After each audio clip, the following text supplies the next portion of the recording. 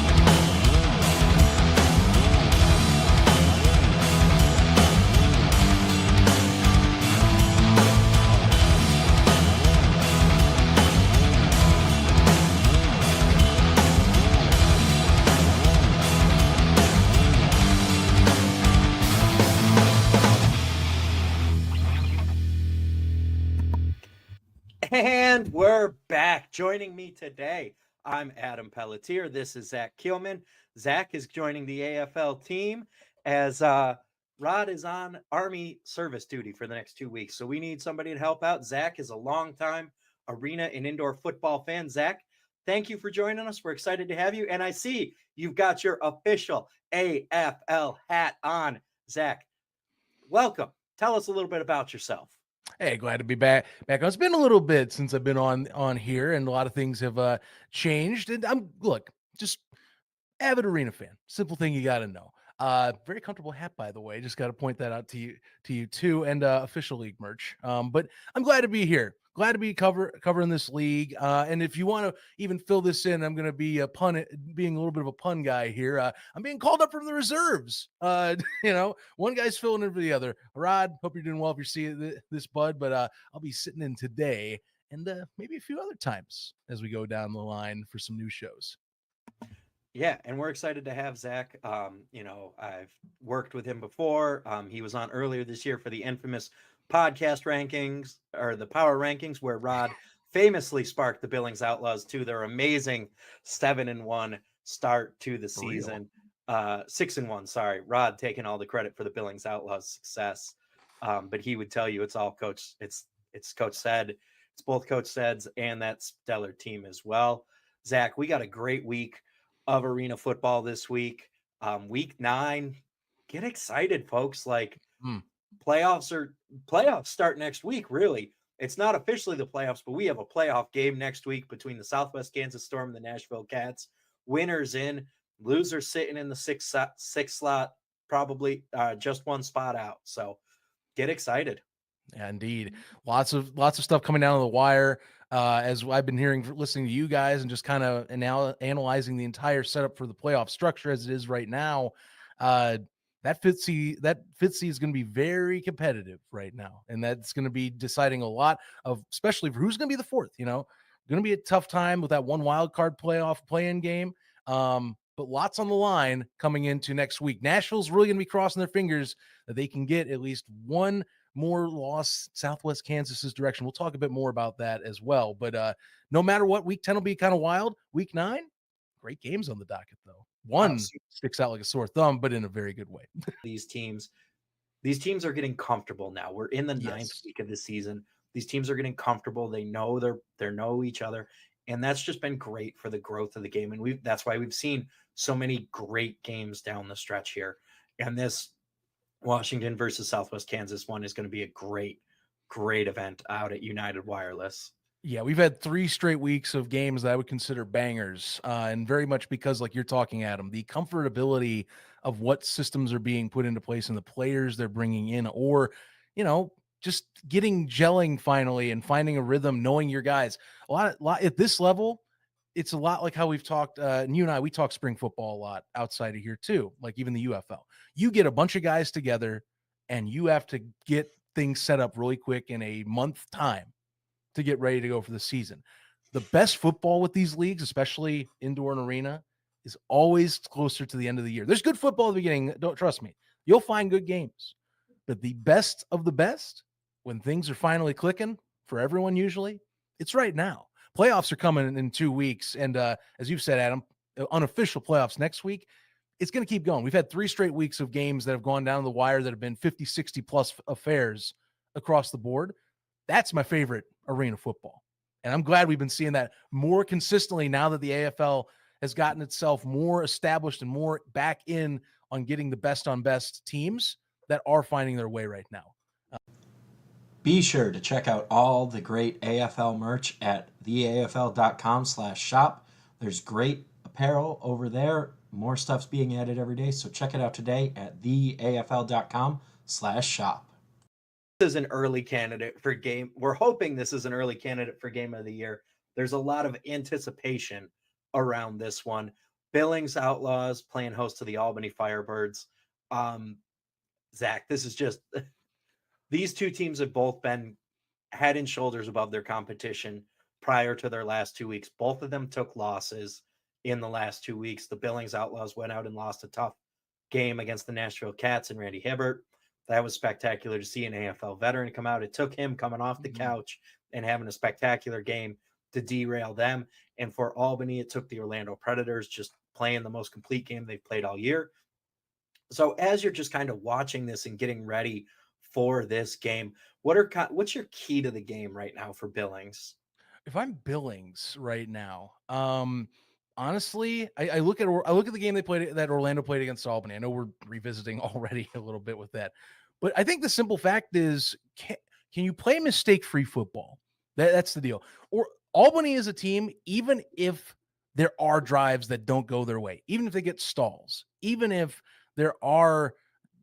defensive lapses happen, it doesn't happen an entire game. You have to play all 4 quarters. I know that sounds easy on paper. We talk about this in any level of football. You have to play all 4 quarters. You have to execute. In arena, it really does, with much emphasis, mean that you have to be on top of things and you have to consistently keep ahead of the game. Orlando did that last week. Can Billings do that offensively in that regard? Can they stay ahead of the game? And can they not have any defensive laps? And can they, when they get those opportunities, because I think there will be, or Albany has played as a come from behind kid all year for the most part, but they're a damn good come from behind kid. Let's keep that in mind. This is no team that's going to go down by 2 scores and just slip away into the distance and take the L. No, this is a team that is going to be on your heels. If they go down 14 and they're going to half, that's not meaning it's an easy walk in the park. There's a really good chance they can kind of shape up and come back.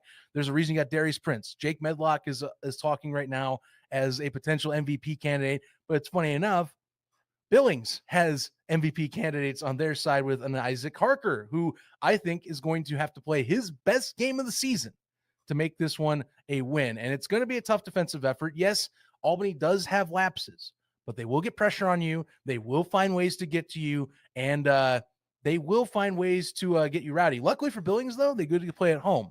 And the extra pressure of the fact that this could decide later down the line in the playoffs. Not going to predict anything, but number 1 seed playoff run, you get to go home the entire time.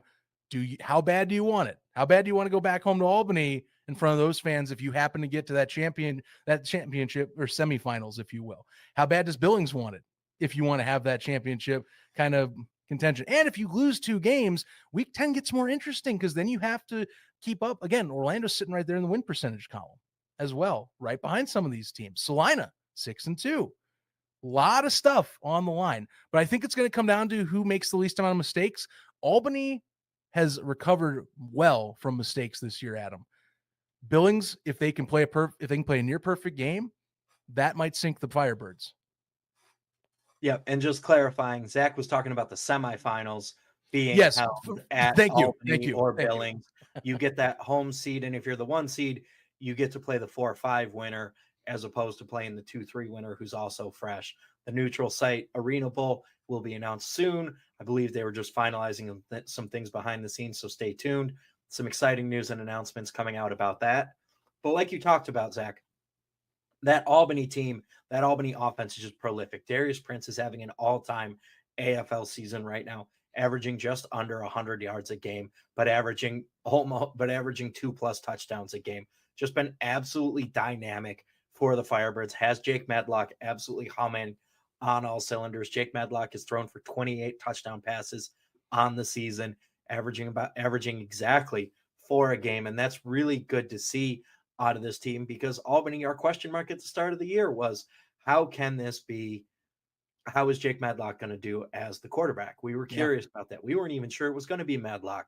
We were really wondering how the loss of Malik Henry would impact this team. And the answer is it hasn't at all. They haven't No. missed a beat. They've been firing on all cylinders.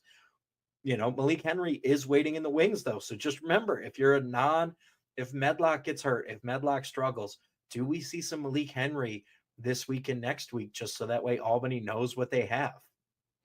Yeah, and this is one game. If I don't want to entertain that right immediately, but we do see some teams we've seen teams in any level of football in the past.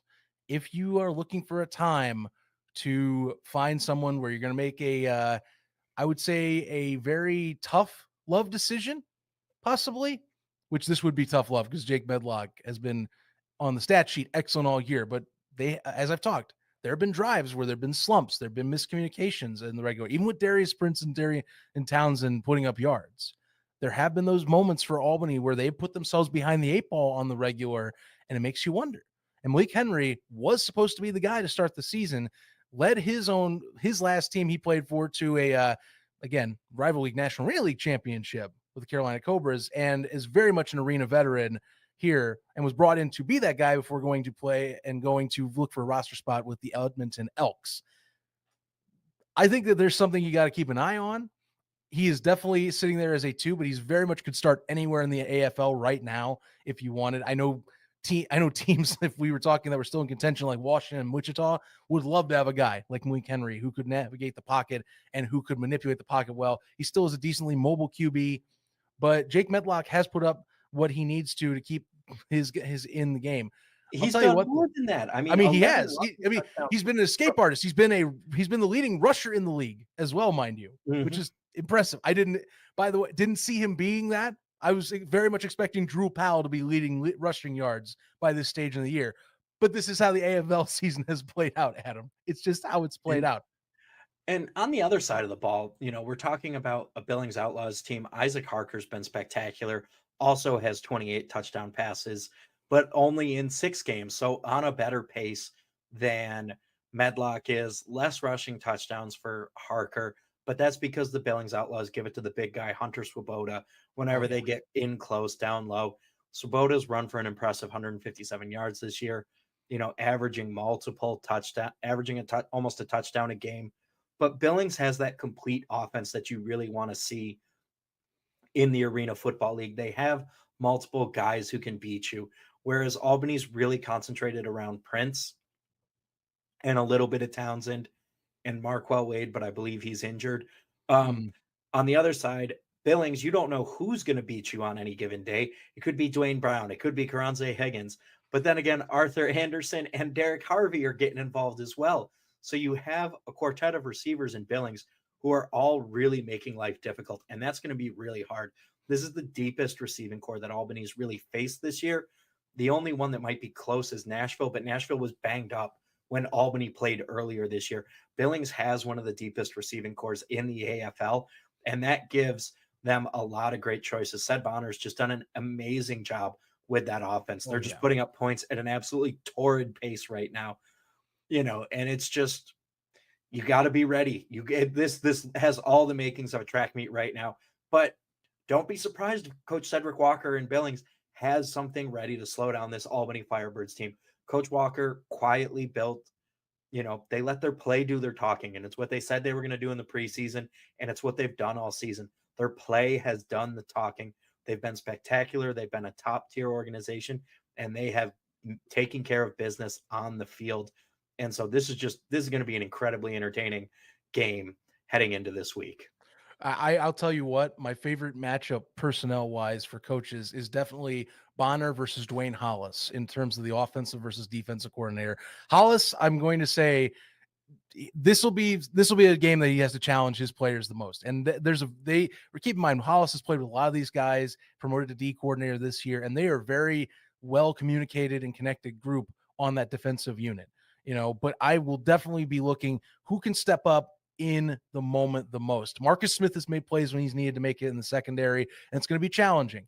You're going to have to find someone else besides him that can also do it. Byron Edwards has done it too. We're going to need to find pressures. Can Trayvon Shorts and or Nick Hagg find ways to disrupt Billings flow? And especially, I think if you can isolate one specific unit, which will be hard, because Hunter Squota is, my God, extremely nimble for an AFL back. That his game impresses me so much for how he plays, because they play a traditional arena system.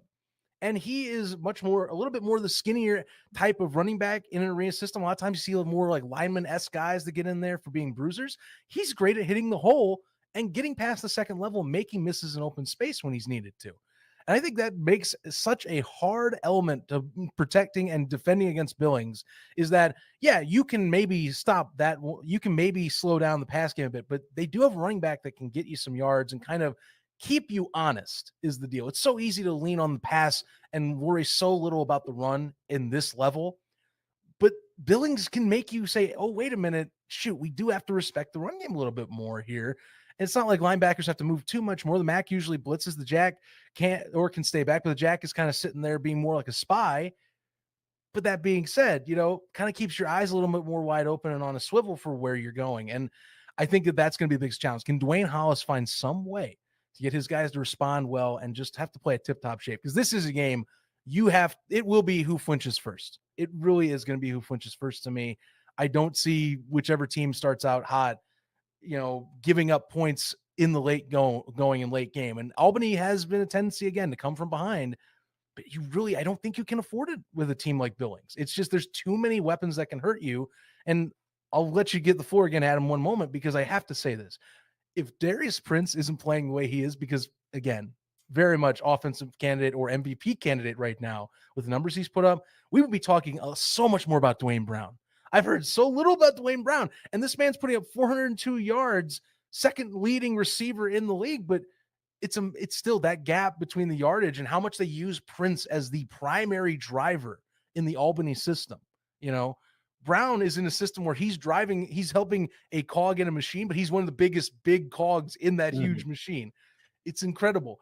Brown getting his day, I have to put it out there because he has really impressed me.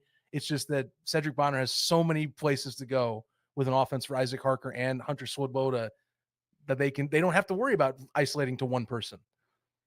No, they definitely don't. And that's just, Darius Prince has really made, we talked about that 8 to 15 yards down the field, but then he also adds in the down the field shots. And that really is key, but Dwayne Brown does it just as well. Karance Higgins does it just as well. And so again, I'm very glad that this game is the last game to kick off, because this is the one I really want to lock in on and I want to spend the most time with. Be sure to check out all the great AFL merch at theafl.com/shop. There's great apparel over there. More stuff's being added every day, so check it out today at theafl.com/shop. So, Zach, we talked about all these games. Let's just kind of work our way back through as we're wrapping up here. Give your predictions for each of the games. So, Washington and Southwest Kansas, who you got winning and what you got for a score? All right. Who do I got winning? Who do I got for a score? I am going to go with Southwest Kansas, but I do think this is going to be competitive. Again, reiterating, defensively, I think Southwest Kansas, one thing they lack in pressure. Can they step up and get sacks against the Washington line that's been a little bit airy in the gaps this year? Give me them. I do think this will be maybe a little more on the lower scoring side, but I do think a team does push the 40-point mark. So I'm going to go with a 48-33 affair with this. Washington looks more competitive this week than they have in recent weeks. Unfortunately, it's just not their year. First year woes, and I think they're going to have to reevaluate and just regroup for next year. But, great start to the season, I would say, and I'll say it again in week 10 for this organization. Yeah, I mean, I think that actually we're going to see Washington go in, and I think Washington's really going to string it together. And I think it's going to be a little bit more high scoring. And I think Washington can pull out the victory here. I think that this is a get right week for them. I think Tyasi's going to have time in the pocket, which is going to make things right. So I think we're looking at like a 56-50 game here. I think this is both teams are going over 50s. Struck is really rounded into form. And I think this is a game where it really all fires on all cylinders for Washington. But I think Washington pulls it out here and puts Southwest Kansas in a little bit of an uncomfortable position heading into next week. Huh. Hitting the upset alert button, just slamming Hit it the down. up. There we go. Heading into the next game, we've got the Orlando Predators and the Wichita Regulators. Well, here's my first thing for Orlando. Are you still riding the high of beating Albany? Did you get over that? Because that's my thing. This is where you see a lot of trap games happen. You just had your greatest win of the season so far. Do you let that make you slip back? I've seen teams over the years, any level of the football and in arena as well, especially, where they'll have this massive win, tons of energy the week prior, and then they just come out and completely lay. So I could use a word here, but they just come out and completely lay a dud. It's that simple, where they just don't show up. Does Orlando come out and show up? Because I think Wichita, you get with the Charlie Brewer there, they have put up and have shown that they can keep up with teams. They have shown they have had stretches where they can offensively keep up with teams. Do you let last week define you, or do you go out and show that was no one trick pony and you just keep on rolling, get this 5th straight win? I think they do. But I will say, Adam, I think that they will have some of that second week, kind of hangover slump type of thing that'll happen to them. I think this is going to be a little bit higher scoring personally. I've got Orlando winning 54-45. And I think that Wichita will keep up, and I think they will press them this week. But Orlando will find it in the second half and kind of get things corrected is how I'm viewing it. But that's the big question. Do you let last week define you? We're about to find out. Orlando's not going to let last week define them. Orlando's on to the next week. They're on to Wichita this week. They are on the playoff march. The Predators, their fan base, they're all going to let us know that last week was no fluke, that this team is here for real. Drew Powell's going to have a big game. I think we're going to see some backup quarterback in the second half. I believe that's Kelly Bryant. Mm-hmm. I think Orlando's going to hang 60 this week because they want to go out and they want to have another big game. So I think we're looking at about a 62-40 game. I think Wichita is going to have some opportunities to put up some points, but I don't know who's going to be at quarterback this week for Wichita. If it's Charlie Brewer, I like their chances to put up 40 a lot more. If it's not Charlie Brewer, I think that number is going to come down a little bit just because they've looked their best when Charlie Brewer was under center for them. That'll be your great question. If it isn't Brewer, then my closeness and my score prediction is nowhere near where it needs to be. A lot of times, just audience, you guys listen to us. It's so we talk about the quarterback is so valuable in any level of football, but like in this league, it really can make or break so much of what you want to do because this is such a heavy pass first style of play. Brewer being in will make or break how competitive I think this affair will be. But I do think, for your sake, Adam, I do feel that if we're talking the 2 trap games this week, the game we just talked prior to me is more of the trap scenario than I think this one is. If that equates and makes sense to the audience out here. Yeah. And last game this week on the docket, game of the week, Albany heading up to Montana to take on the Billings Outlaws. Zach, what's your prediction for this one? I got a lot of buddies. No, Billings is watching. Billings will hear about this. Oh, I bet they will. And I know from experience that Albany also watches a lot of things. These 2 organizations, they keep tabs. They check. Hey, I got receipts or I got stuff on the watch. I don't know. I didn't have a wallet with me.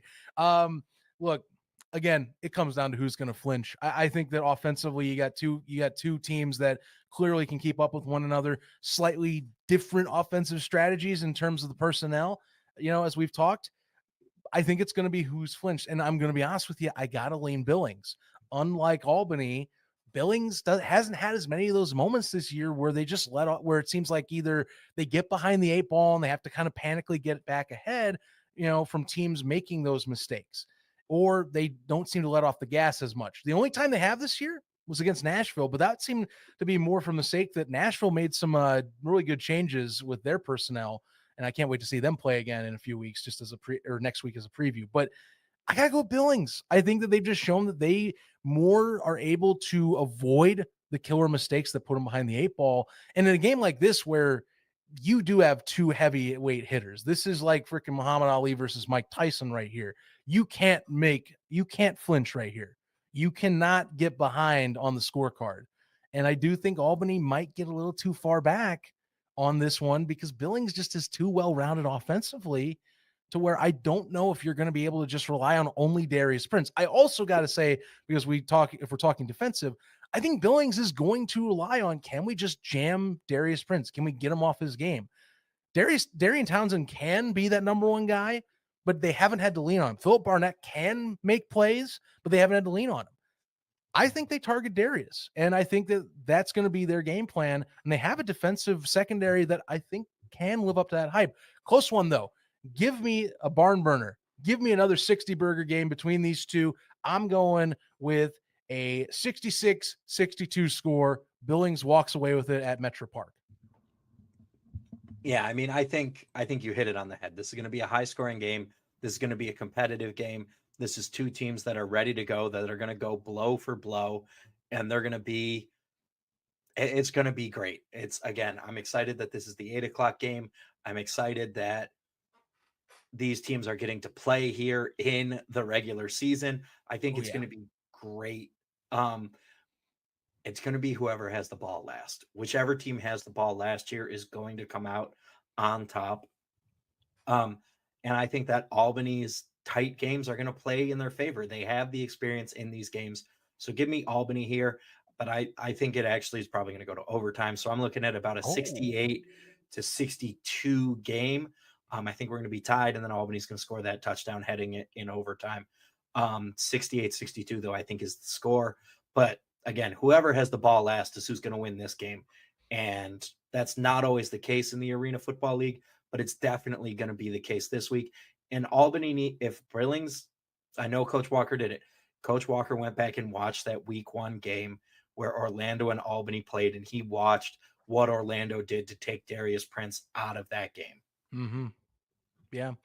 It's really the only time this year that you've seen that happen, but it happens once in a while. You do get an off game from a player like that. I think the question is, can you get that one? I don't think that was an off game. That was not an off game. That was a defensive plan where they went out there, they had a plan to take him away, and they did it.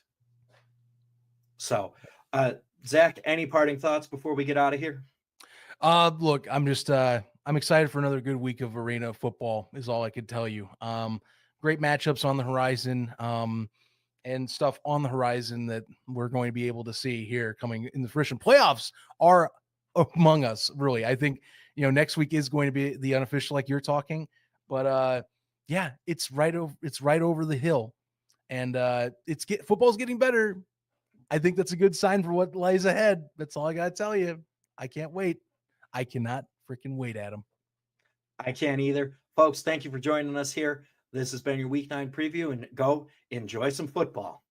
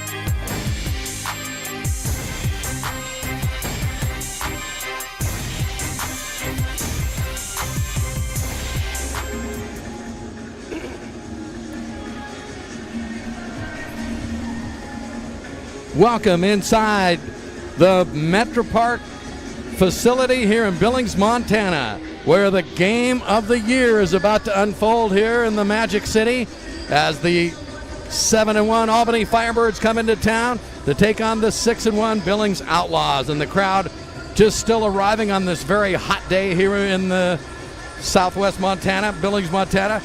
87 degrees when I walked in the building, but nice and cool inside the big barn, as they call it here in Billings. Jay Cohn on your play-by-play mic for this most important game in the AFL, joined by my sidekick, Dan Dragon. And Dan, nice to have you with us. Boy, you can almost feel the excitement in here tonight. Thank you so much, Jay, and this is awesome right now. You saw the game of the week here. It's definitely the game of the year, though, when you talk about how good both of these teams are and the hopes these two teams have moving forward. This is not just about today. There's a lot on the line moving forward. Absolutely, this game with huge implications for the upcoming playoffs in Arena Football League this year. Lots of storylines today. The showdown at Metra-Park. This is the stingiest defensive team in the league, Dan, with the Outlaws against the most prolific offensive team in the Firebirds. Yeah, Billings has only given up 190 points. Firebirds, they've scored 308. So that's where the difference is. But then on the other side, you look at maybe where Billings can attack them. It is on the defensive side of the ball. Billings has a prolific offense themselves. The Firebirds have given up more than 300 points on the season. That's 100 more than Billings. So that's kind of where I feel this game will come down to. You just saw warming up there Jake Medlock, the quarterback. There he is again for the Firebirds. He has a great story. Hasn't played until this year, since 2019. He was a coach in the college level, but look at him. He is your prolific dual threat quarterback, Dan. He's leading the league in passing and rushing. 1,500 passing yards on the season. And just look at his size, too. He's a big, tall quarterback. He stands 6'3". He can see over the lineman, and that's huge when throwing those deep balls. He's out of Florida International, and you talk about well-traveled. He's played in Germany and Canada. So he's been all around, now back in America, playing in the Arena Football League, and one of the best they have. It's interesting as you watch these players. There's a lot of players across the country that just want to play more football. And, of course, the Arena Football League this year has had its trials and tribulations, starting with 16 teams, now down to 8. Well, that just adds to the pool of available players.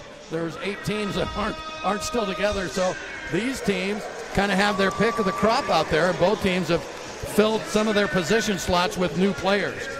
On the other hand, for the Billings Outlaws, as they get introduced here tonight before a good crowd it'll be here at Metra-Park, let's talk about quarterback Isaac Harker. Probably the second best quarterback in the league, although the gentleman from Orlando might have something to say about that. But Isaac Harker, in the entire season, Dan's only thrown 2 interceptions, and he has 28 touchdowns. When you just think about that, that's mind-boggling, really, how consistent a 70% completion percentage. He is hitting his receivers in their place, and that's so important, especially in Arena Football League. When you have a smaller field, a shorter field, you got to put it right on your guys, and he's been doing that consistently. And you talk about, at one time I think he's only got 78 completions on the year.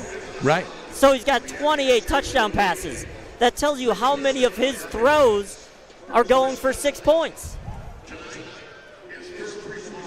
So we've got the game of the year everyone's been waiting for as the Albany Firebirds come on. We thought they were going to be undefeated, Dan, until last week when they stumbled against Orlando. We have the preliminary prayer, so we'll just step aside and listen.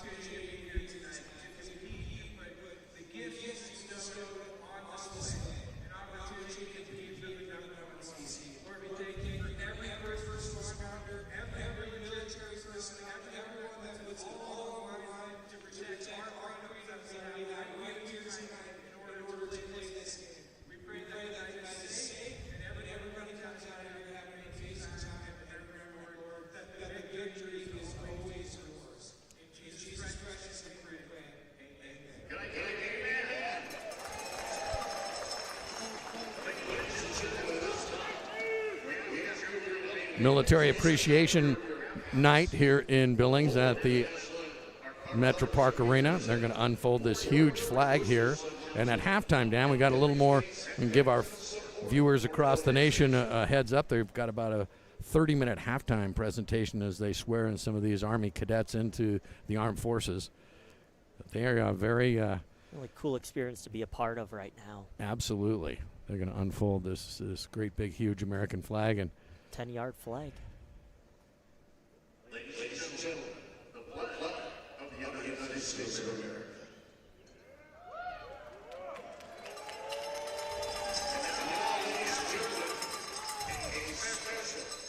Guitar solo,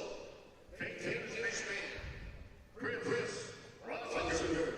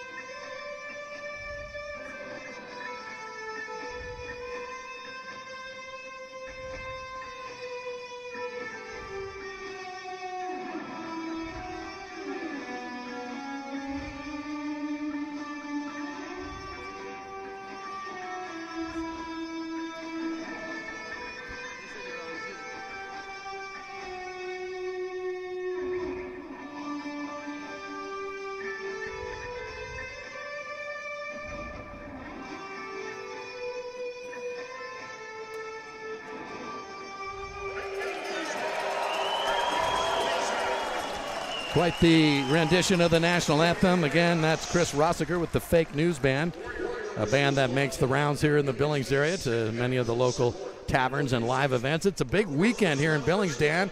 We got the Montana Football Hall of Fame banquet tonight. We've got the Symphony in the Park tomorrow, and we've got nearly 100-degree temperatures expected tomorrow. But again, nice and cool here inside the Metra for this big game tonight. Well, welcome to summer in Montana, and obviously the air conditioning inside, though, and that's a good thing on a hot day, and it's only going to be hotter moving forward. And you talk about the heat is on for both of these teams. They've been very good all season. The key tonight, can Albany rebound after their loss? You saw how well Billings was able to do it last year. Last week, I should say. Yep. They lost to Nashville 2 weekends ago.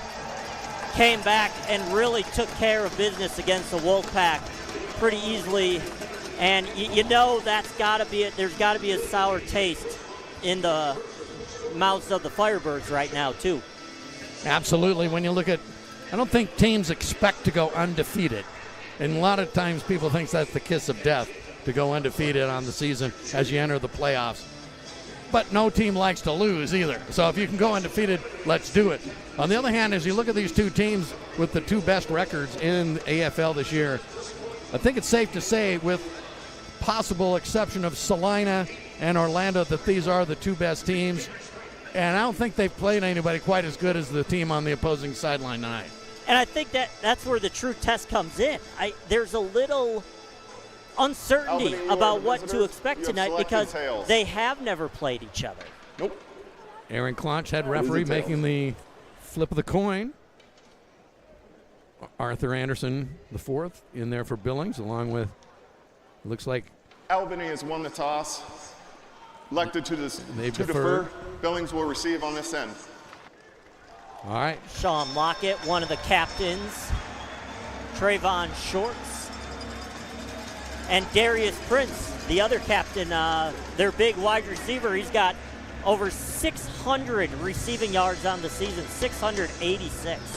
For you, Outlaws Nation, Medlock had 7 touchdowns last week, but started that game against Orlando with a very rare interception that put them in a big hole early. They almost came back. They came back to take the lead, but Orlando was able to keep the ball away from them at the end of the they've got this dynamic receiver duo of Darius Prince and Darian Townsend. Between the two of them, they had 6 touchdowns last weekend. But let's not discount the Outlaws. They've got quite a prolific offense as well. And they counter, of course, with Isaac Harker at quarterback, but also in the receivers, they got the trifecta. They have Arthur Anderson, Dwayne Brown, and Derek Harvey, and they pretty much split the receiving jobs among those 3. They'll get all the different looks from Harker. And Brown's a prolific returner, so he's out there all the time. He had a kick return 2 weeks ago against Nashville. You said he had one called back last week as well. That's right. You look at Arthur Anderson, he was the offensive player of the week. 5 catches, 75 yards, 2 TDs. Well, listen to this stat line for Derek Harvey last week, the Iron Man. 3 catches, 3 TDs, a fumble recovery for a touchdown, and an interception. You talk about a day's work. I mean, that's a pretty good day at the office, I'd say. And so he got the Iron Man Award as Player of the Week for Billings. All right, so it is Arthur Anderson and Dwayne Brown. Brown deep into the end zone for Billings. We haven't mentioned the kickers. Many times, if you're an AFL fan, you know the game comes down to kicking, and we have 2 of the best in the league here tonight. We've got Bailey Griffin for the Outlaws. The Boot. The Boot. He has his own nickname. And then Mark Orozco, young man out of Grambling University. They both have 8 deuces. So they've got kind of a grudge match going between the kickers as well. And we'll see who can split those uprights 9 feet apart from 50 yards away. It's basically a 60-yard field goal. And it's like a golfer. They almost have to hook it around because you got the scoreboard dipped a little bit lower here. Yep. Inside First Interstate Arena. So yeah, we've got one of those big scoreboard that hangs over the middle of the field. So, you know, if you don't want to hit that because then they'll get the ball at midfield. No, you can't just take the driver out and go low here. You gotta take the wedge and try to hook it. All right, so we are moments away as Mark Orozco will put the ball in play, kicking off from the goal line. Dwayne Brown deep along with Arthur Anderson, the 4th for the Outlaws, and we are underway. The ball sails off the boards, goes right to Brown. Brown kicks open and has some running room out to the 15, into the boards and around the 16-yard line. Had a little daylight there, Dan. You saw it opening up and then, but again, it's such a limited amount of room here that as soon as he tried to take it to the outside, the board was a little too close and he was just pushed into it, out of bounds right there as you see it. So the Outlaws will start 1st and 10, ball at their own 16.5 yard line. We're awaiting the first play of scrimmage in this game that everyone in the AFL has been waiting to see, but it is finally here. Isaac Harker, your quarterback for the Outlaws. The young man did his collegiate work at the Colorado School of Mines, spent a couple years in the CFL as well.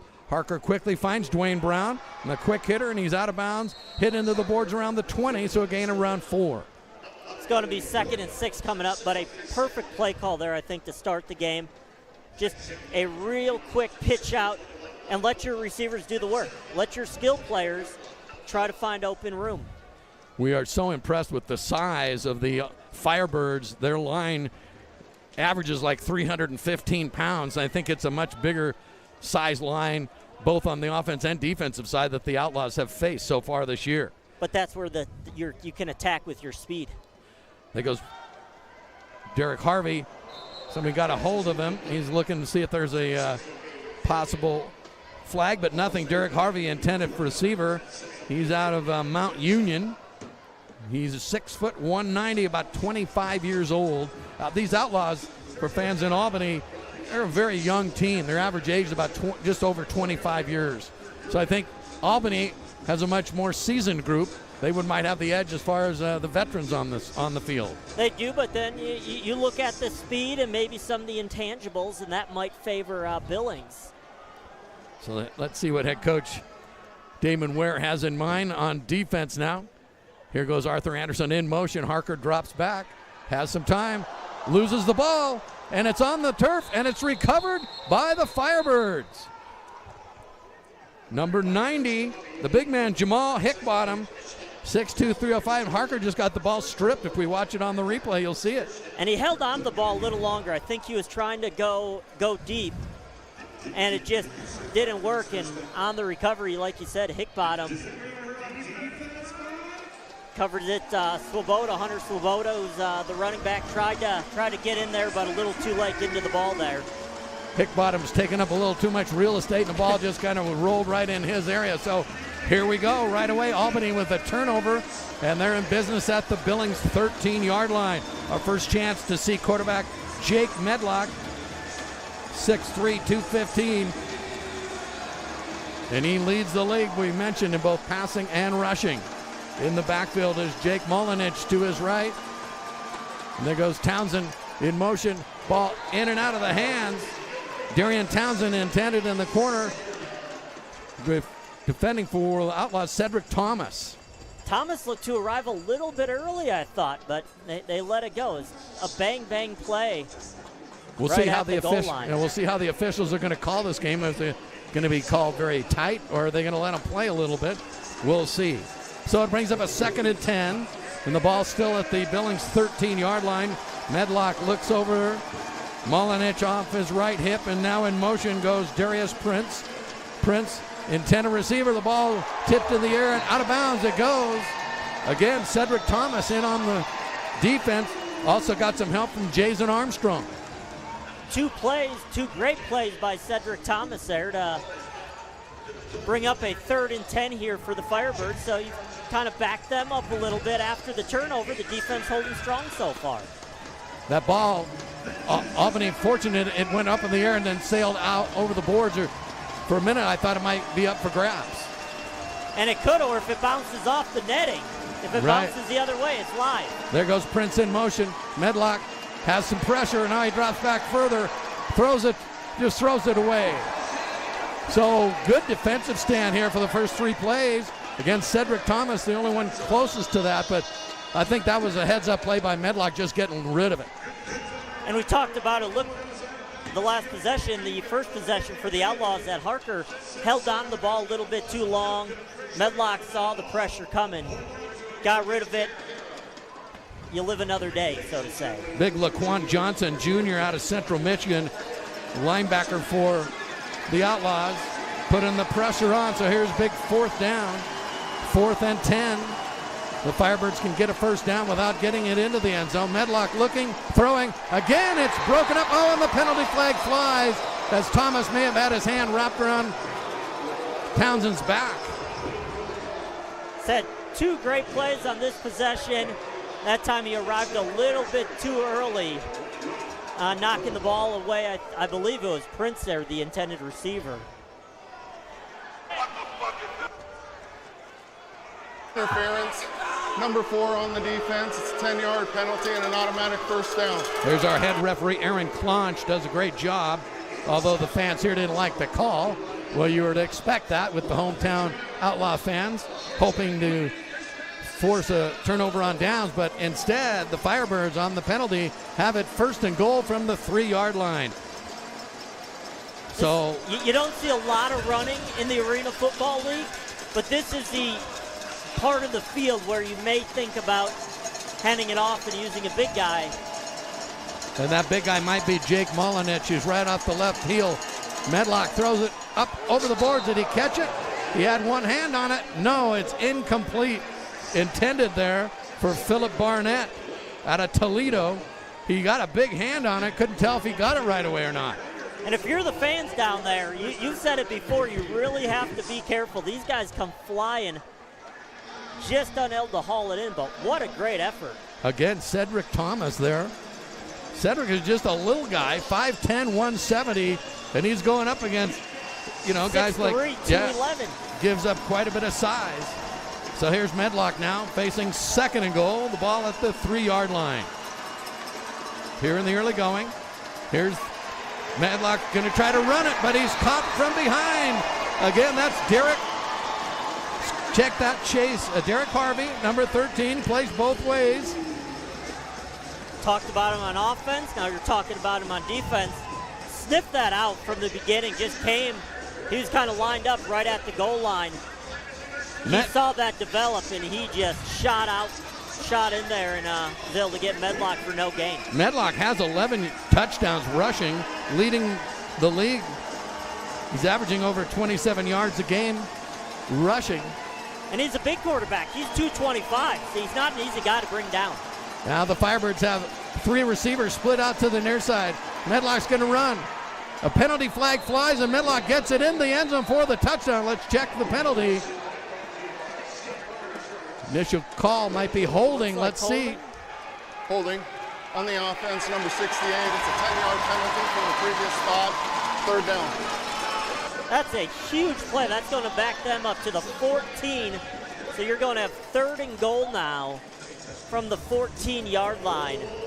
What an interesting opening sequence here with Billings turning it over and the Outlaws trying to stop this onslaught from Medlock and the Firebirds. But here we go again. Got 3rd down and 10.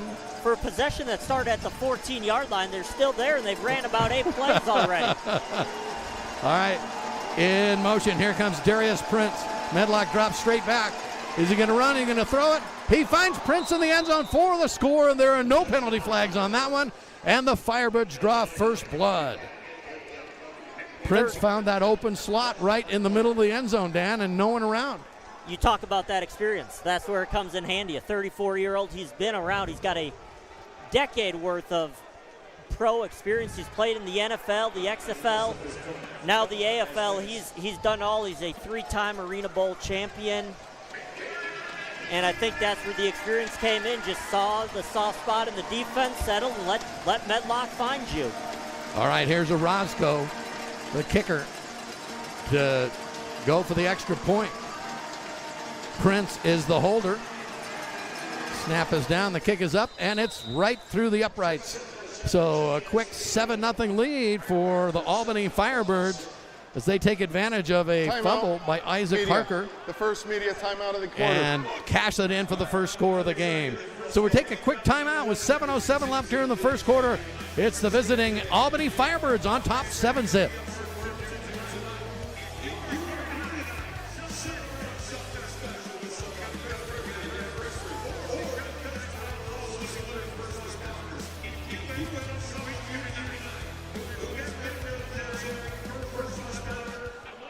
Not all replacement windshields are created equal. At Econoglass, we install windshields that are made to a car manufacturer's original specifications. Visit one of our locations to speak with an expert about your next windshield installation. Get quality. Get Econoglass. Remodeling your bathroom? Econoglass can transform your home with our Lumax shower doors. Designed for strength and stability and typically installed in 1 day or less. Visit one of our locations to speak with an expert about your next shower doors. Get quality. Get Econoglass.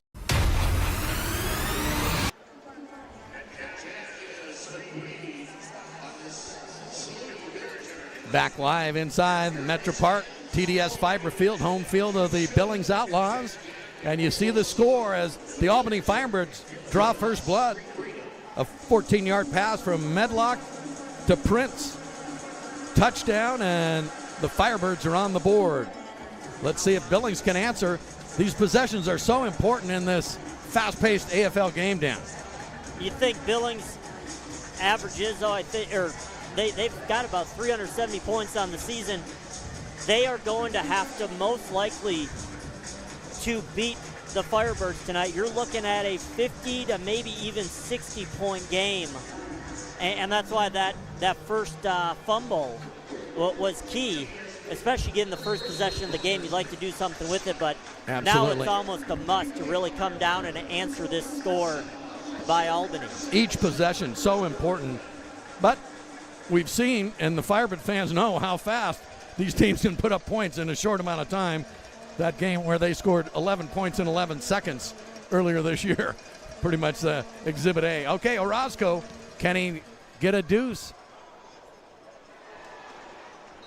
Went off the side of the board. The deuce. And it's good. That's another 2 points for the Firebirds. So Orozco showing us his moxie right away from this 2 angle. points for Albany. Billings will have the Looked ball like at it the 10-yard, caromed off the 5-yard side line. of the Correction. upright, but went right through. It's only 9 feet wide, and it's, when you get down there and look at it, it's much narrower than you think from up here. Up here from this angle, it might even hit off that right upright, but it missed the structure, went right through, and puts Billings now in a 9-0 hole instead of a 7-0 hole.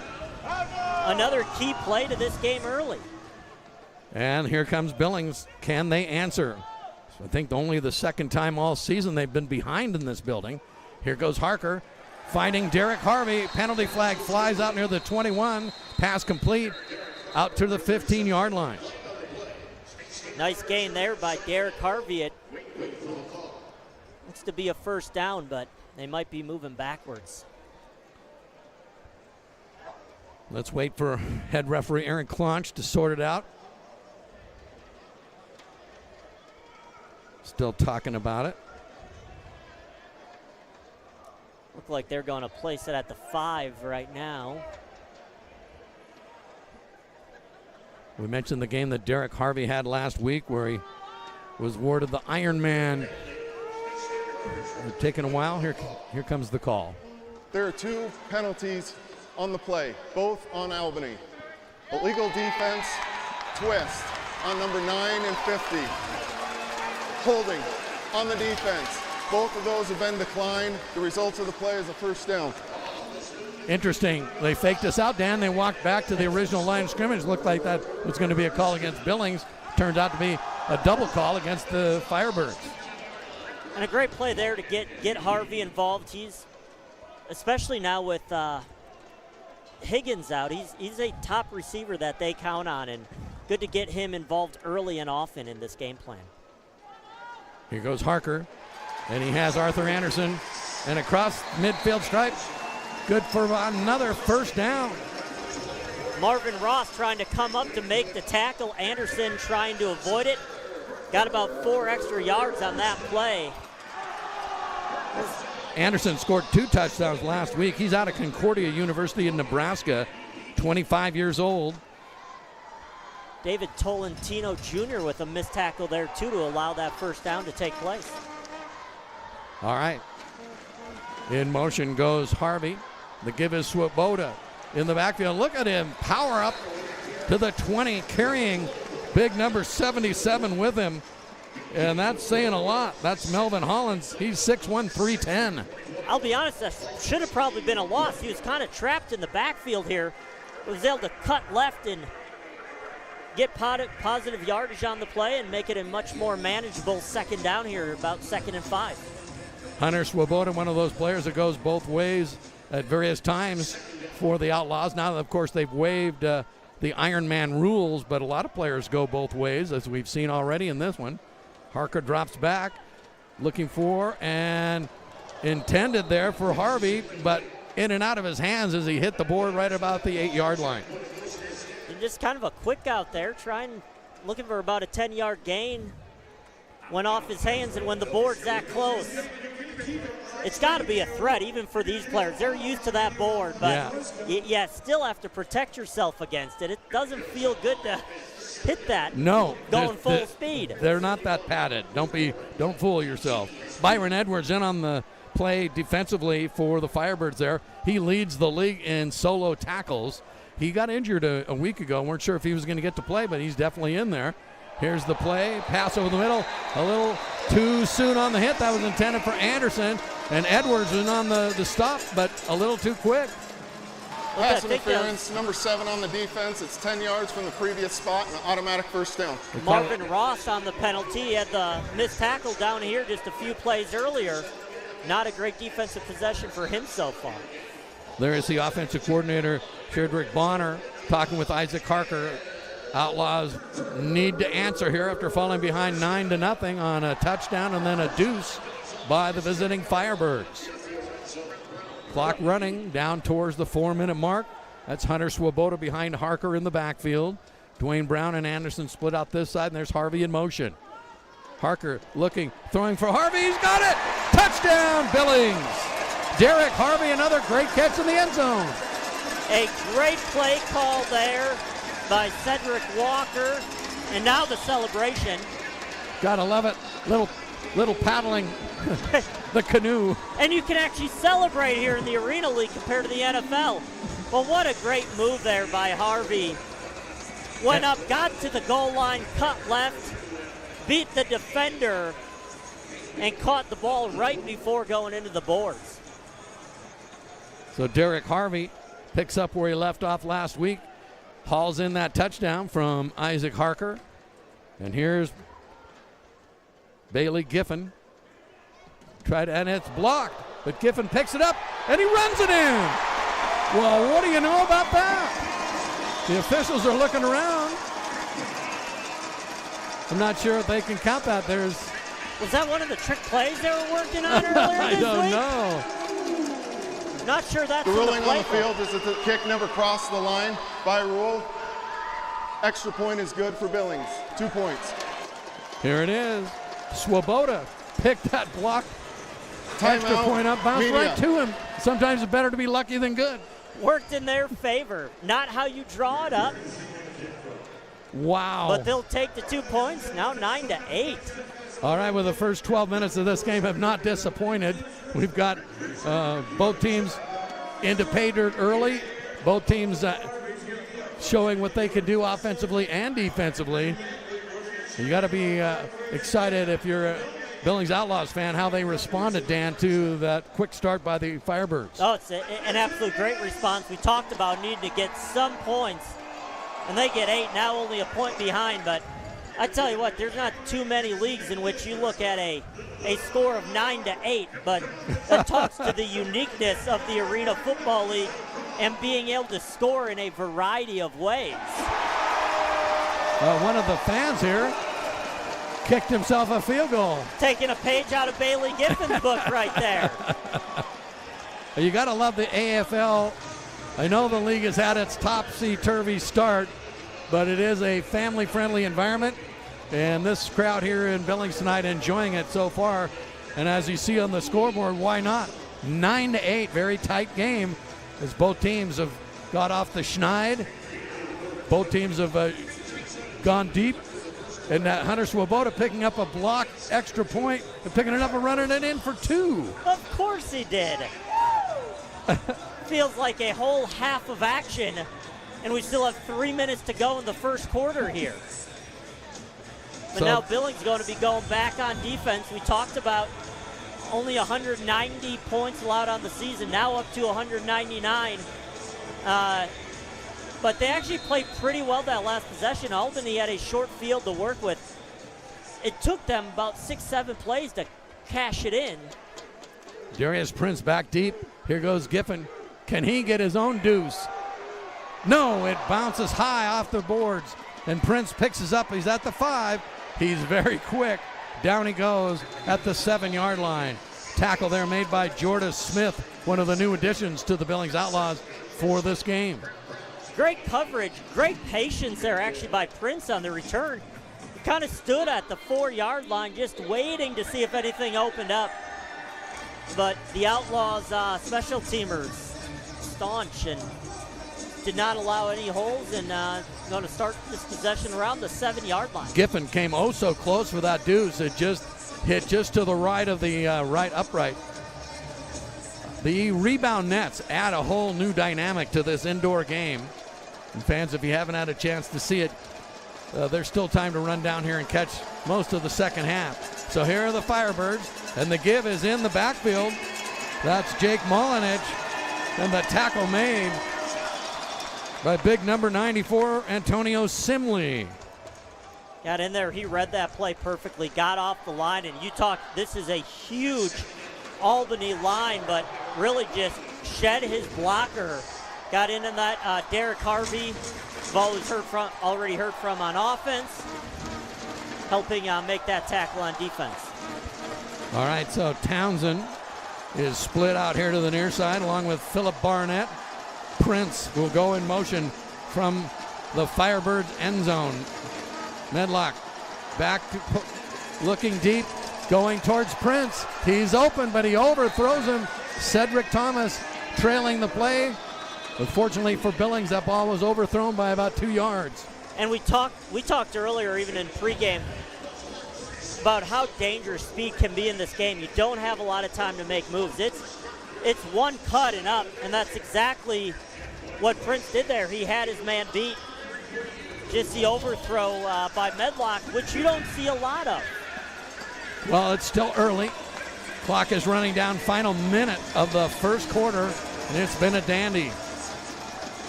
Jake Medlock, the quarterback here for the Albany Firebirds. 6'3", 215. Drops back, looks, finds his man. That's Barnett out of Toledo. And he's out just a little shy of the yard to gain. And he tried to use that 6'3" frame to reach it before he touched the boards here. He reaches out trying to get that first down, not quite enough. It's going to be about a 4th down and 2 or 3 yards. So 4th down and we're calling it 3. Ball at the 14. Line to gain is the 16. Medlock, 3 receivers split out to the near side. Drops back, looking across the middle, finds Barnett. Tackle made. Jason Armstrong holding on for dear life with that ankle tackle. A quick out there to the middle of the field, and as we talked about, he's a big, big target. He's able to haul it in. Philip Barnett's had a couple of catches now, 6'3", 220, I mentioned, out of Toledo. And that's the end of the first quarter. Boy, that went fast. 9-8. The visiting Albany Firebirds have the 1-point lead. We're going to take a quick break, and we'll be back with your second quarter action. 9-8. Albany has the lead. We'll be back.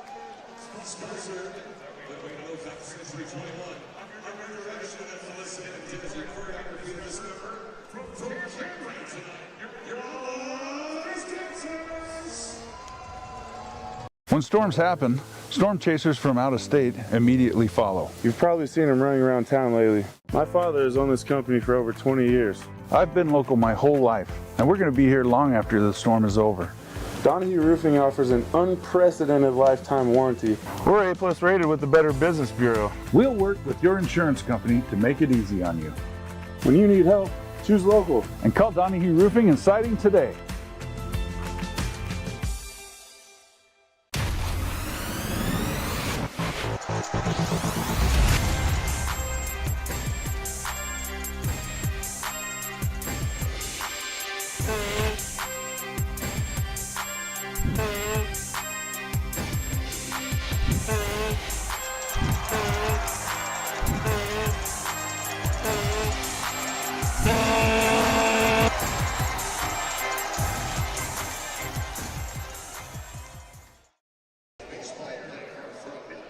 You're watching a live picture here from the First Interstate Arena, Billings, Montana, TDS Fiber Field, the Metra-Park Arena, known affectionately locally as the Big Barn.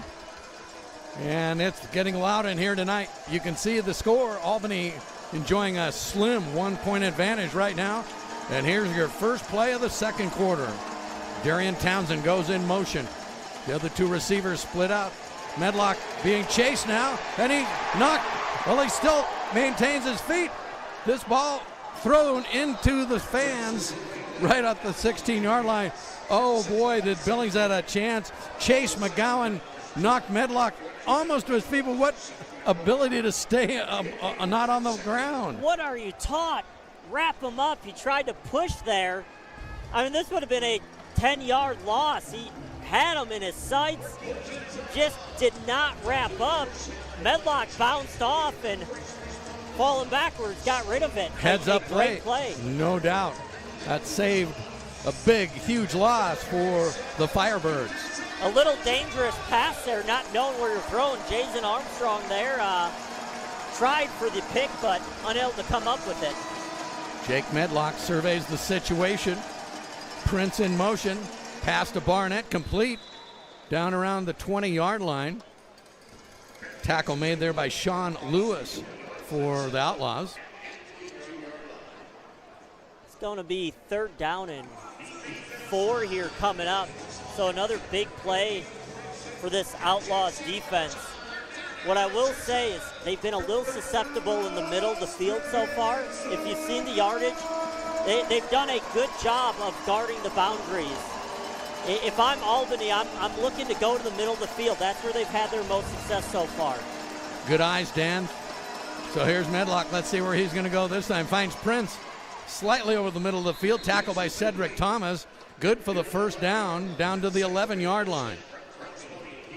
kind of that soft spot. You saw Prince go in motion. He just sat. Tough to stop that. Play, and Thomas was there to make the tackle, but you kind of knew he had that 5-yard cushion, and he used it. It was 3rd and 4, and he took advantage of that cushion. So you'll see Finau also in on the stop for Billings. He got the defensive player of the week last week. So here it goes, 1st and 10. Albany knocking on the door at the 11-yard line. Medlock looking, and finding across the middle, and finds Prince for his 2nd touchdown pass of the game. Couple of defenders looking at each other, both Harvey and Thomas, but at that point, Prince had the touchdown pass in his hands. Nice job by Medlock to find the open man. Looked like he beat Armstrong there. Just a little slant across the middle. And yeah, Armstrong and Thomas both looking at each other saying, I thought you had him. No one had him, though. Here comes Mark Orozco, the kicker. And what a kicker he is. Quite the weapon himself. Prince, the holder. And the kick is no good. Pushed off wide left. So that's a big play right there. Going to keep it a 7-point game. Albany strikes quickly on the pass from Medlock to Prince. But here's another look at the extra point. Orozco just pushes it off the big upright to the left. So that's where things stand, 15-8. Good point, Dan, mentioning that was a big play for Billings. Now it's still 7-point lead. You just see it there, and I know that feeling from my golf days. How easy it is to you think you're going straight, and there's no wind in this building, but those big defenders there looking to block the kick, and for even the best kickers in this league, those 9-foot uprights are not easy to hit them through, and you saw it there to keep this a 7-point game, 15-8. Well, there you see some of the fans here at Metra hoping, and there's the biggest Outlaw fan of them all, who's at every game dressed just like that, even goes to the road games. Kudos to that young man. That's a paint job. That is not easy to do. Got to give him credit. And he looks good in it, too. It fits him. It does. So, Billings sees the Firebirds add 6 points to expand their first quarter lead. Had 9-8, now 15-8, but the PAT no good. So Billings having to answer one once again. The clock stopped, as you see, with 11:51. So back deep will be Dwayne Brown with Arthur Anderson. He's up at the 5-yard line. He's had plenty of kick returns before, 2 in 2 weeks. One of those called back, but it speaks to his explosiveness. Anytime he gets the ball, he can take it and hit a home run with it. And he'd love to do the same right here and tie this game up really quick. The big thing on the kickoffs, other than the deuce, is avoiding the big scoreboard hanging over the middle of the field. See how Orozco does. Kicks it. Off the board. Dwayne Brown gets it. Crosses and goes to the outside of the 5. Still on his feet at the 10. Maintains his feet at the 15 and the 10. Knocked out of bounds at the 9. But it looks like he might have been touched the boards back at the 15. Let's see. Penalty flag. Also a flag down. Let's see how they sort things out. I couldn't tell if he got knocked in the boards, Dan, down at the 15, but he did a nice high wire act to try to avoid it. It was slight, and you saw, if we can take the replay here, how after the play, unsportsmanlike, number 0 on the kicking team. It's a 10-yard penalty from the end of the run. It's also number 0's first unsportsmanlike towards disqualification. Another big play, though, in this game. That's going to set Billings up at the Firebirds' 19-yard line now. So despite being pushed out of bounds, they end up with very good field position to start their third drive of the game. He said number 0, but I have number 0 not making the trip out here. Markel Wade. So unless they have another 0 on the field, I'm a little confused, but that's par for the course. Harker, quick pass over to Dwayne Brown. That gets half of the 10 yards they need for a first down. A perfect quick out there. Again, kind of just trying to get Harker into a rhythm. Some safe plays. Don't allow the defense to get set. Not a lot of room to operate with those boards there, but like you said, it makes it a much more manageable second and 4 here. Yeah, maybe second and 3 or 4. Here's the pitch to Swoboda, who's hit behind the line. Great play there. Trayvon Shorts played for the Spokane Shock a year ago, and he had quite the shock against Swoboda, catching him for a 3-yard loss. Shot right out of a cannon. Look at him avoid the block there of Arthur Anderson, able to get Swoboda behind the line of scrimmage, and now all of a sudden from a 2nd and 4 to looks like a 3rd and 6 almost. Ball is at the 14. Looks like the line to gain is up at the 8-yard line, so we'll call it 3rd and 6. And there goes Anderson in motion. Pass across the middle. Penalty flag called against Marcus Smith, hitting a little early. Derek Harvey, the intended receiver. He had that left arm, it looked, in live action. Pass interference. Number 10 on the defense. Another quick look at it. 10-yard penalty from Had the it wrapped previous spot, around. and automatic first down. So Billings gets off the schneid with a pass interference call. Easy call there for the official. Yeah. He was right behind the play. He saw it perfectly, and as soon as he saw the contact, he started to pull for that flag. Looked like the hardest thing for the official on that was getting the flag out of his pocket. Had to go for it a couple times. Less than 10 minutes as we tick down towards halftime. It's Albany 15, Billings 8. In motion goes Derek Harvey.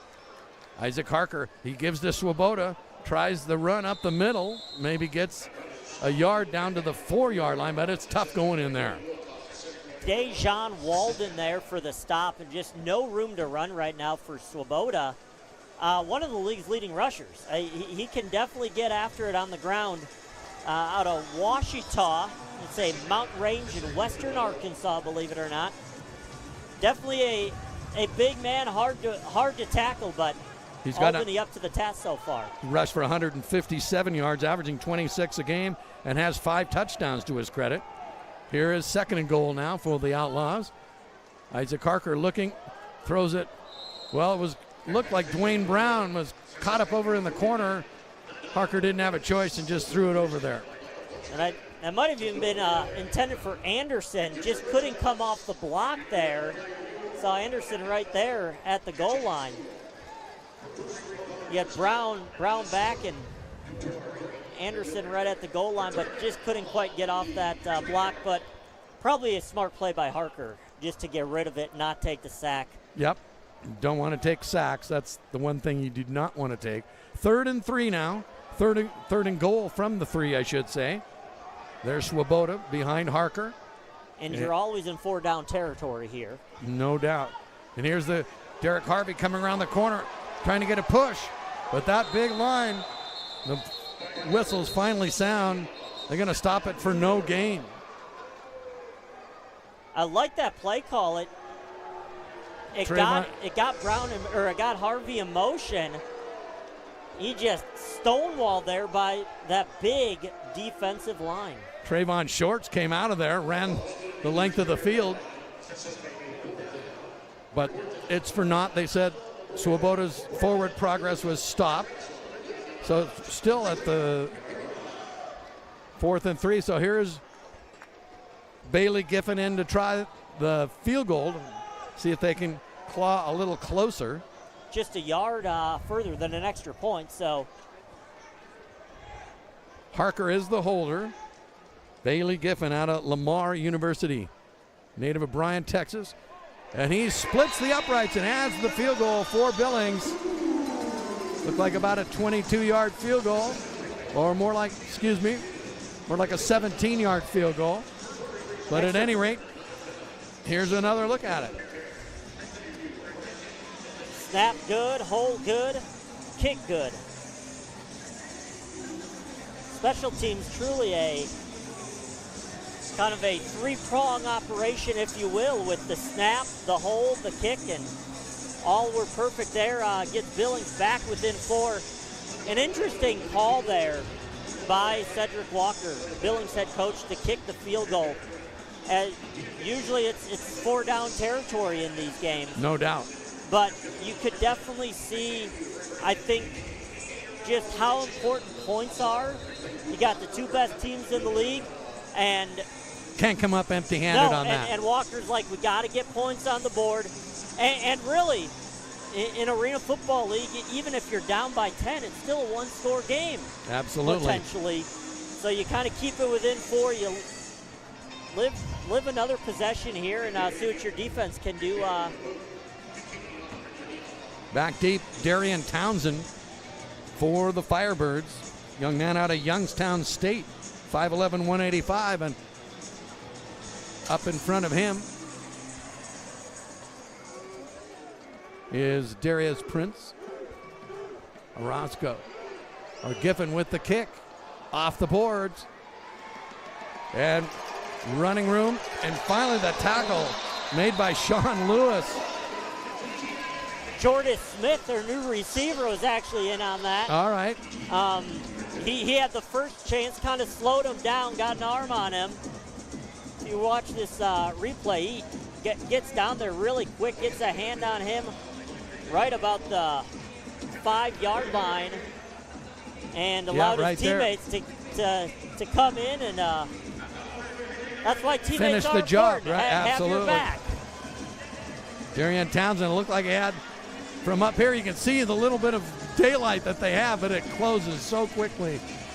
So the Outlaws stop that kickoff return right at the 6-yard line, and that's where the Firebirds will put it in play as the clock ticks down to 6 minutes and 35 seconds left to halftime. It's a running play, and they're not going far. Almost looked like miscommunication there. Jake Molinich. I'm not sure Molinich was expecting the snap when Medlock turned around. It could have been disastrous. Luckily, he was able to hold on to the ball and get what he could out of it. You don't want a miscommunication down inside your own 10-yard line. But not a lot of breathing room for either of these teams running the ball so far. Svoboda hasn't been able to get going. Molinich hasn't been able to get going on their side yet. In motion goes Townsend. Here's Medlock. Ball popped in the middle. Derek Harvey picks it up for Billings on his feet. Penalty flags fly. Derek Harvey got the ball. It was deflected. Intended for Townsend. Let's see what the penalty flags are. We might have, it'll be interesting to see what comes with the penalties. They might be offsetting. Looked like a block in the back from my view, and then maybe a face mask. And that's, you see Harvey going in the face mask, but what a play by Derek Harvey. Johnny on the spot again. That's, you call about, some players just have the knack. They're just in the right place at the right time. And certainly you can say that about Derek Harvey. All right, here's our head referee, Aaron Klunch. Going to tell us what the deal is here. Still trying to sort it out, it looks like. There are 2 penalties on the play. Blindside block, number 44 on Billings. Personal foul, face mask, number 65 on Albany. By rule, the Albany penalty is declined, and the spot of the foul for the face mask will be enforced from there. First down, Billings. All right, so the interception by Derek Harvey stands on the deflection. The pass from Medlock intended for Townsend, and Derek Harvey was right there, and the ball popped up. There you see head coach Damon Ware getting the explanation, and he's not sure what he just heard, but it works out in his favor, though.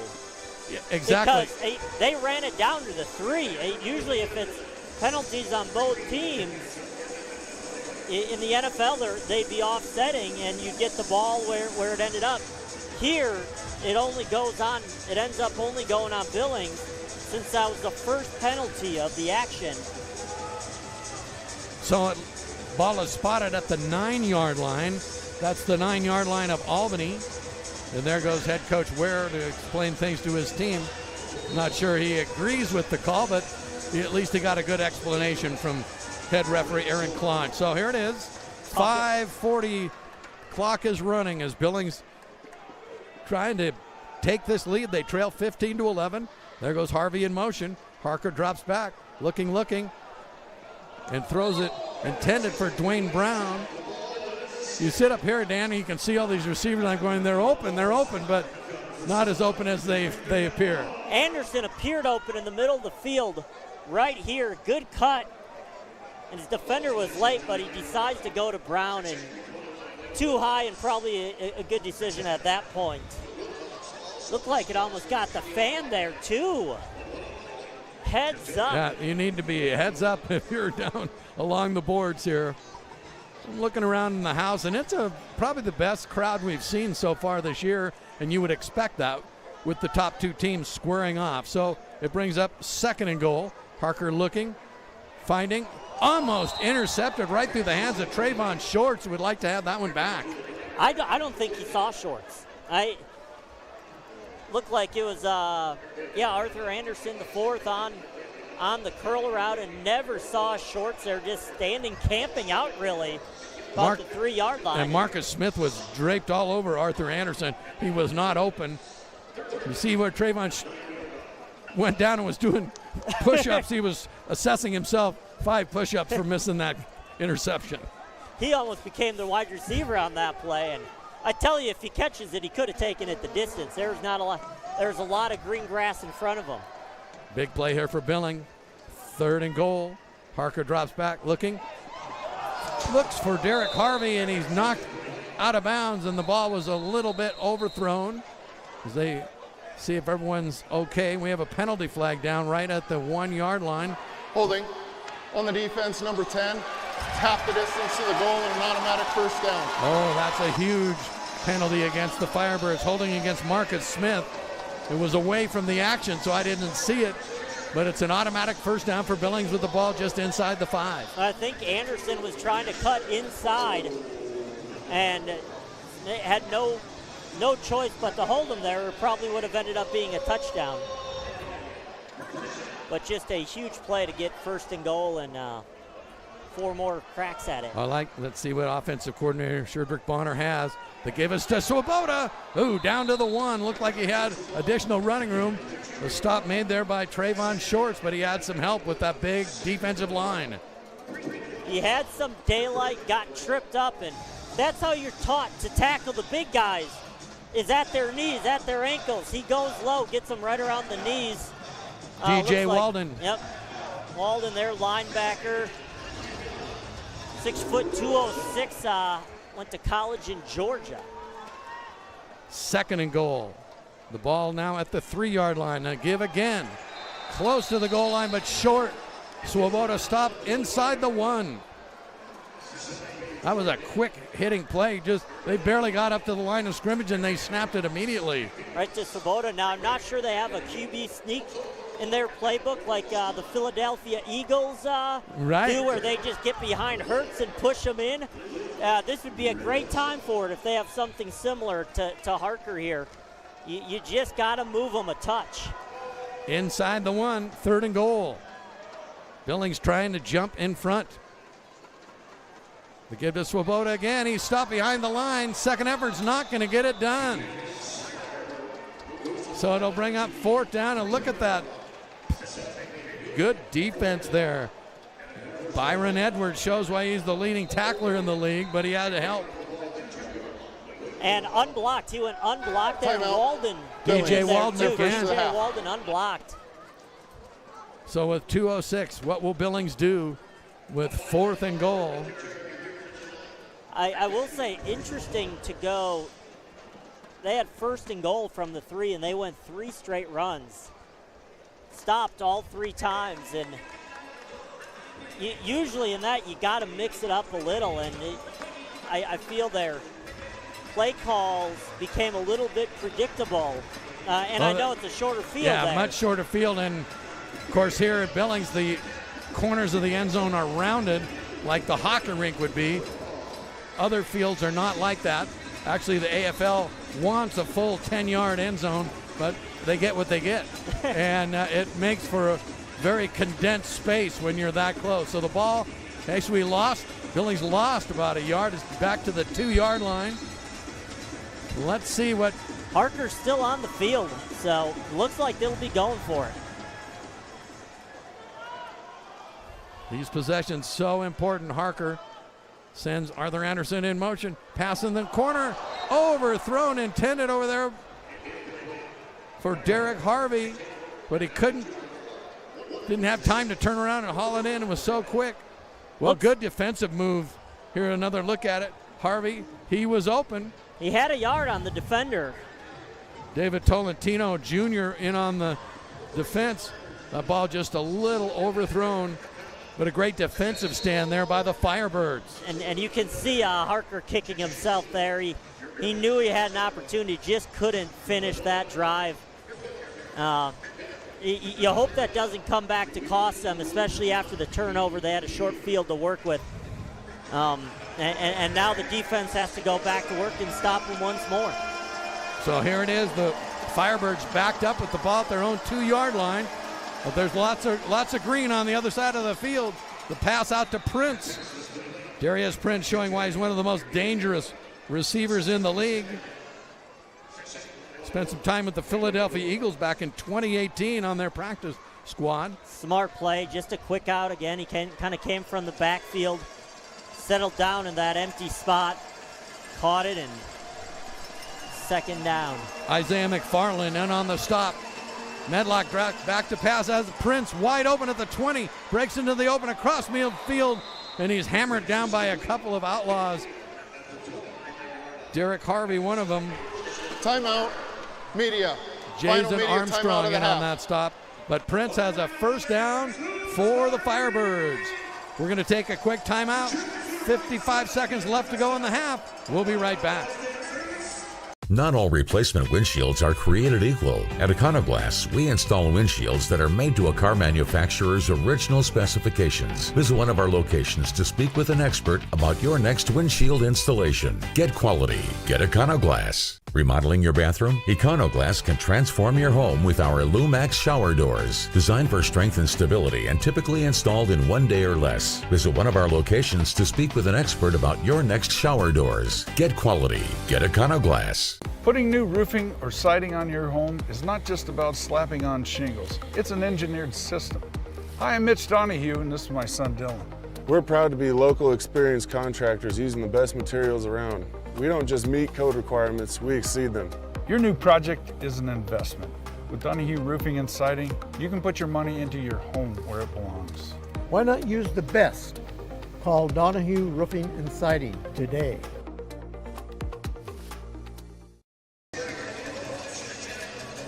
Welcome back to the Metra-Park Arena, TDS Fiber Field.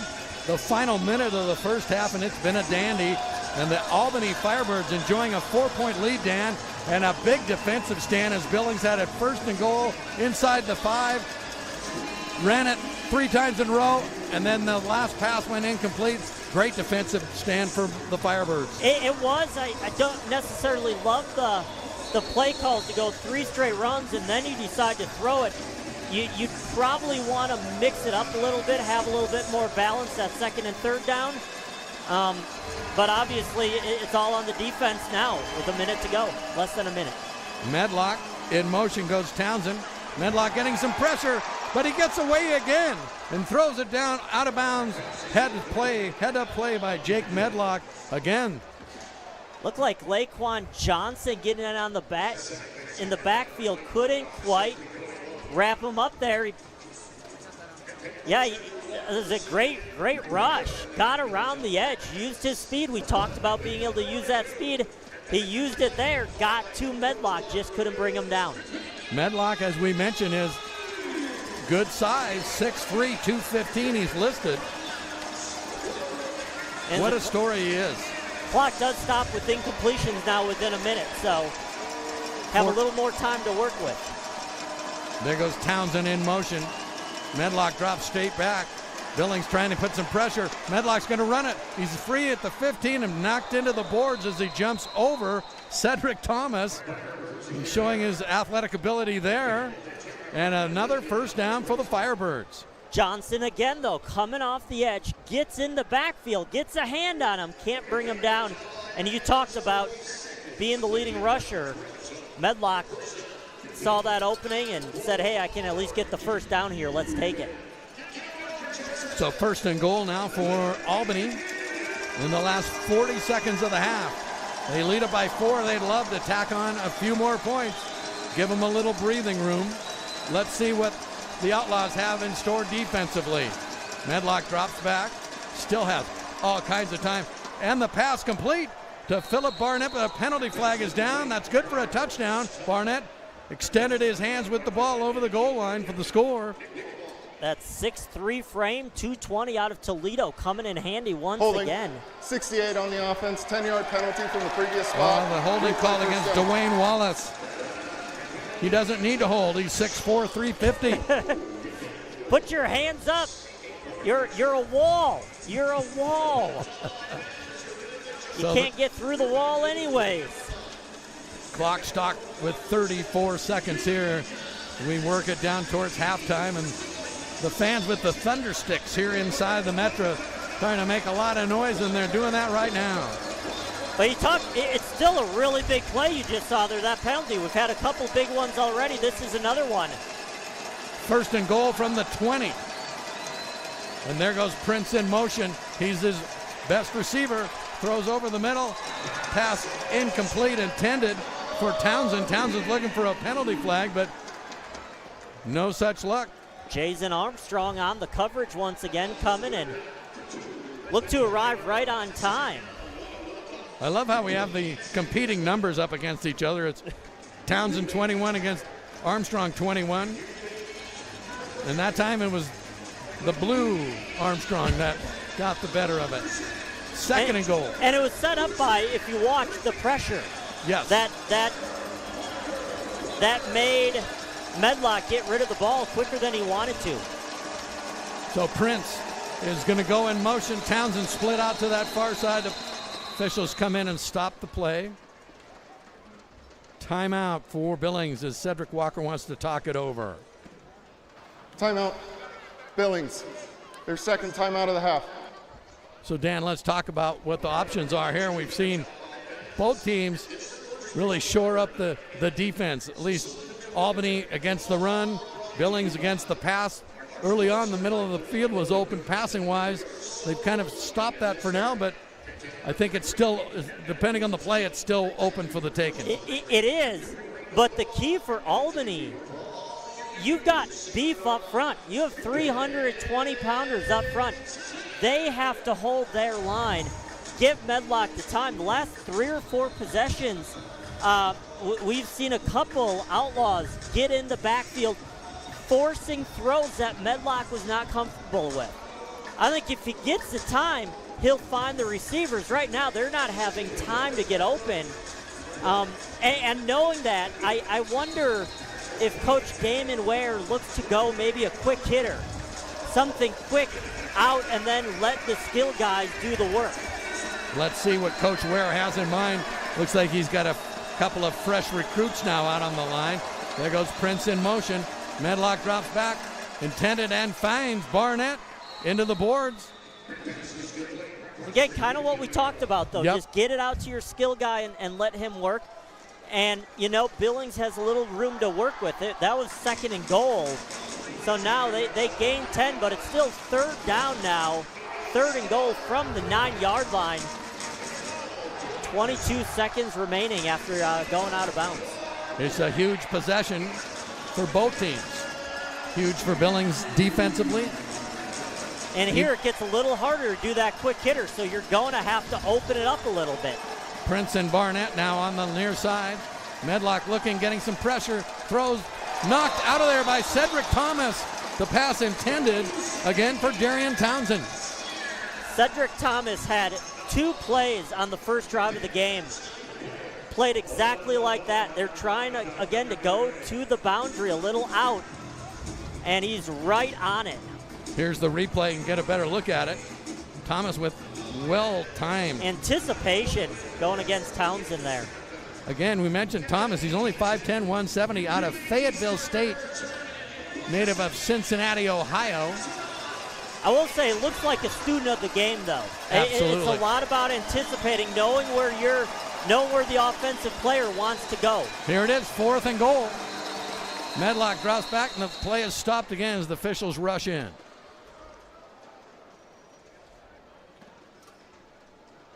Looking like a timeout, maybe? Timeout. Billings, their final timeout of the half. Please put 18 seconds on the game clock. So Cedric Walker wanted to talk it over.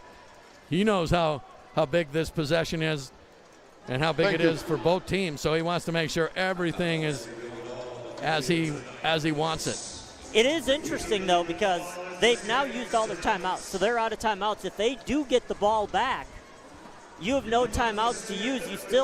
You could probably have about 13 seconds on the game clock, which in arena football is actually a good bit of time because of how quickly you can score on these fields. Well, we saw Billings lose a game when they scored with 18 seconds to go a couple weeks ago against Nashville to take the lead, but that turned out to be too much time. Nashville scored with 1 second to go. So we'll see. We've got Chris Turner, defensive coordinator, out there as well with Cedric Walker. So for Billings up front, big number 94, Antonio Simley, along with Laquan Johnson Jr. and McGowan. Johnson has been the one getting in the backfield earlier this possession. Here's Prince. Medlock drops back, looking for Prince. The ball is knocked down. It looked like Chase McGowan might have got a hand on it, and I don't see any penalty flags. So both teams come up with a big defensive stop here in the waning minutes of the second quarter. We came into this expecting a shootout. We talked about two prolific offenses. Right now it's 15-11. Billings going to have a shot to get in the end zone before time runs out. And like we said, they're starting from the 9-yard line. 15 seconds, no timeouts, but the clock does stop if you go out of bounds, incomplete passes. So you're probably looking at three to four plays here left in this half. 15 seconds left. So both teams come up with big defensive stands and stop the other inside the 10-yard line. Timeout. Albany. And now Albany wants to talk it over. Their first time out of the half. We'll just keep it here. Talk a little bit about what we've seen. Both these teams came in. You can tell how well prepared they are because both teams are having a tough time moving the ball against the other. Certainly that hasn't been the case against the other AFL teams we've seen so far this year. No, I think that just speaks to how good these two teams are, not only offensively, but defensively. It seems like they're just answering each other, whether it's touchdown and then the other team scores right away. But honestly, to end the second half, it's been the defense keeping this a 15-11 game now for Billings. And then on the other side, Billings had the chance to take the lead earlier in the half, and that's when you saw Albany stand strong.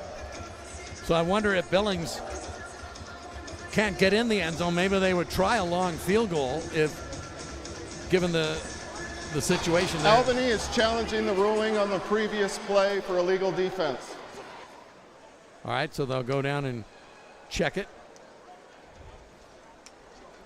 We haven't had a lot of replays as far as another look at it. We had a very similar replay 2 weeks ago against Nashville where they were looking for an illegal blitz on a linebacker. I'm guessing this is pretty similar. So they're challenging whether it would be the fourth down play. I believe they're going to look at that fourth down play in which it was McGowan getting a hand on the ball. But if you talk about it now, assuming this stands and Billings goes on offense, you don't have a lot of time to work with. What I look for if I'm Billings, I try to get Dwayne Brown. He's your speedster involved. And I think you kind of try to have him line up in the backfield, get that head start here in arena football, and see if he can beat the defender off the line. And like we said, if you have speed to burn, I think as soon as it hits, you just take off and try to beat him right off the line and try to hit him in motion. And you never know what might happen. It could be a pass interference call too that would stop the. Exactly. Here's another look at it. Play. And McGowan was even getting held there along the shoulder pads before he was able to get his hands up. Just a great defensive play there. So they're looking again if Billings may have had an illegal defense.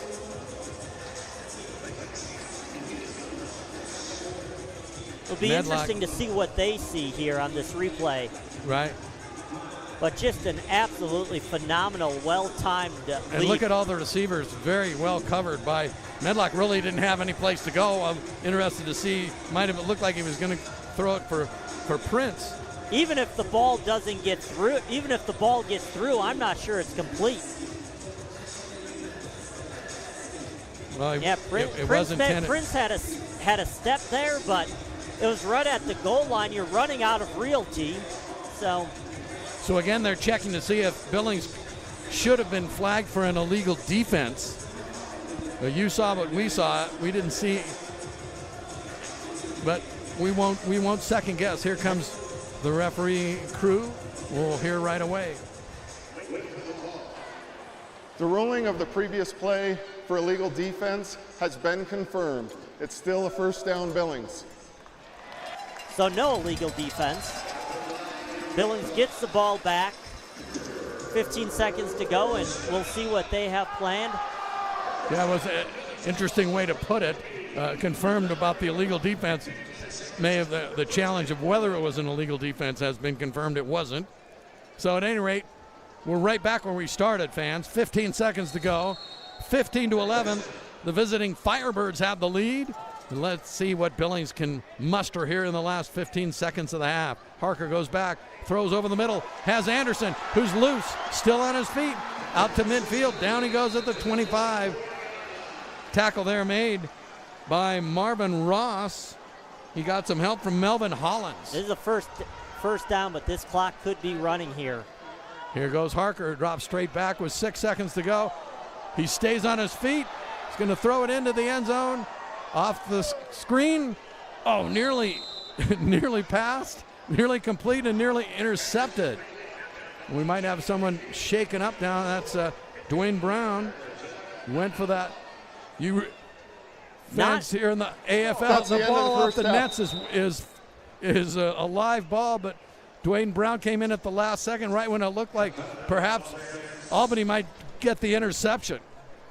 So anyway, we end as they check on Dwayne Brown in the end zone, shaken up on that last play. We're going to have a long halftime here, folks. We've got some special events and some military appreciation details to take care of, but for now, it's the Albany Firebirds leading the hometown Billings Outlaws 15-11. We'll be back after this timeout. When storms happen, storm chasers from out of state immediately follow. You've probably seen them running around town lately. My father has owned this company for over 20 years. I've been local my whole life, and we're going to be here long after the storm is over. Donahue Roofing offers an unprecedented lifetime warranty. We're A+ rated with the Better Business Bureau. We'll work with your insurance company to make it easy on you. When you need help, choose local. And call Donahue Roofing and Siding today.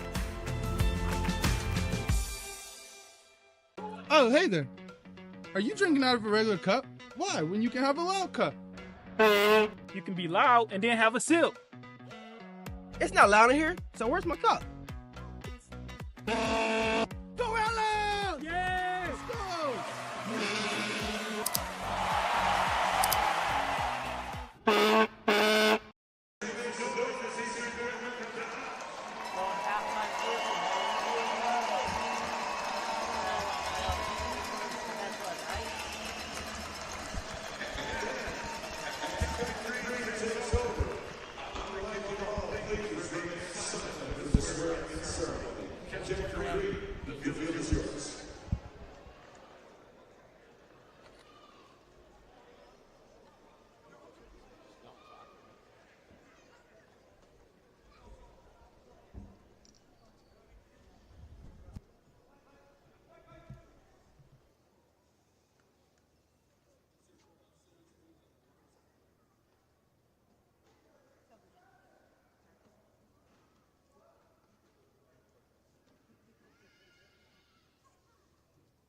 Raise your right hand and repeat after me. I state your name. Do solemnly swear that I will support and defend the Constitution of the United States against all enemies, foreign and domestic, that I bear true faith and allegiance to the same, and that I will obey the orders of the President of the United States and the orders of the officers appointed over me, according to regulations and the Uniform Code of Military Justice. So help me God.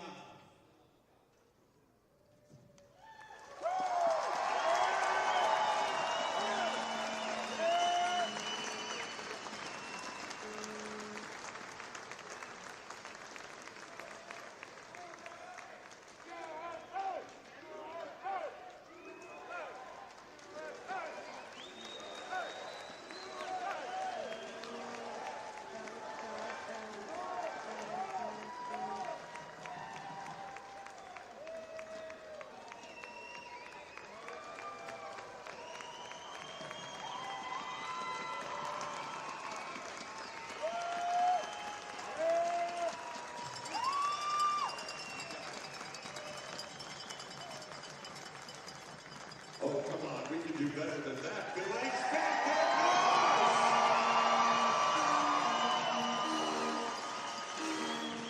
because I don't care if you're Libertarian, Republican, or Democrat, my God, we are all American, and that is where our freedom is paid for, right there.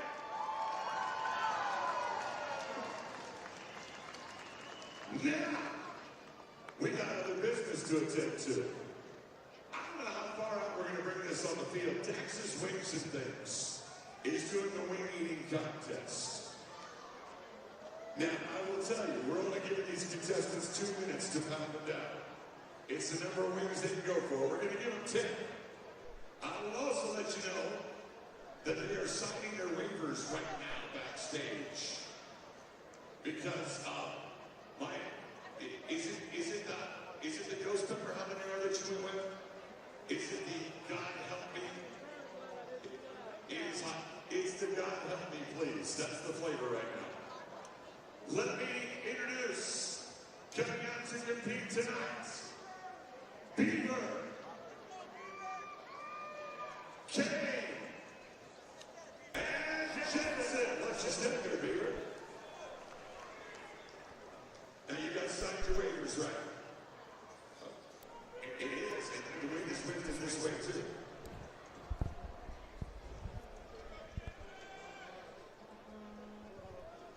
Look at your drinks. You're going to get 2 minutes to get these in. 2 minutes. 2 minutes to calm down. And please. Not all replacement windshields are created equal. At Econoglass, we install windshields that are made to a car manufacturer's original specifications. Visit one of our locations to speak with an expert about your next windshield installation. Get quality. Get Econoglass. Remodeling your bathroom? Econoglass can transform your home with our Lumax shower doors. Designed for strength and stability and typically installed in 1 day or less. Visit one of our locations to speak with an expert about your next shower doors. Get quality. Get Econoglass. When storms happen, storm chasers from out of state immediately follow. You've probably seen them running around town lately. My father has owned this company for over 20 years. I've been local my whole life, and we're going to be here long after the storm is over. Donahue Roofing offers an unprecedented lifetime warranty. We're A+ rated with the Better Business Bureau. We'll work with your insurance company to make it easy on you. When you need help, choose local. And call Donahue Roofing and Siding today. When storms happen, storm chasers from out of state immediately follow. You've probably seen them running around town lately. My father has owned this company for over 20 years. I've been local my whole life, and we're going to be here long after the storm is over. Donahue Roofing offers an unprecedented lifetime warranty. We're A+ rated with the Better Business Bureau. We'll work with your insurance company to make it easy on you. When you need help, choose local. And call Donahue Roofing and Siding today. Oh, hey there. Are you drinking out of a regular cup? Why, when you can have a loud cup? You can be loud and then have a sip. It's not loud in here, so where's my cup? Go out loud! Yes! Let's go!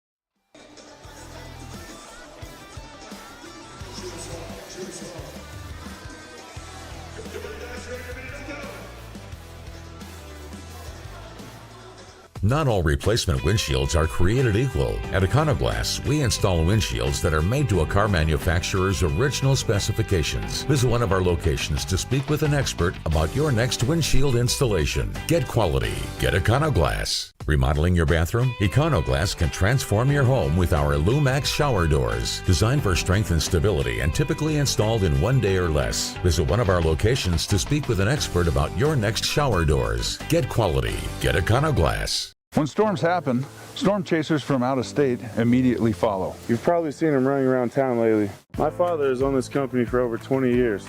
I've been local my whole life, and we're going to be here long after the storm is over.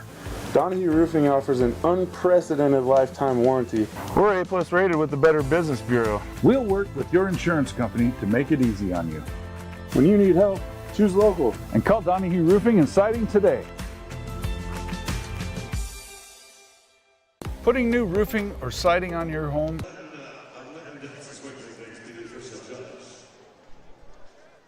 Welcome back, fans. Halftime. We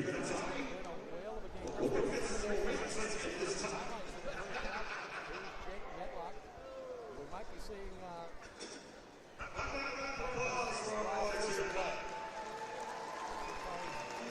Prince. There's Prince. sat down right in the middle of the end zone. Find that soft spot and just sit. That's exactly what he did, and he's their top receiver. Gives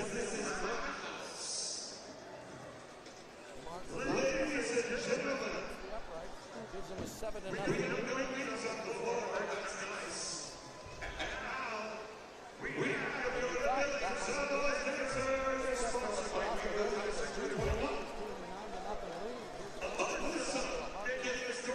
Play of the half so far.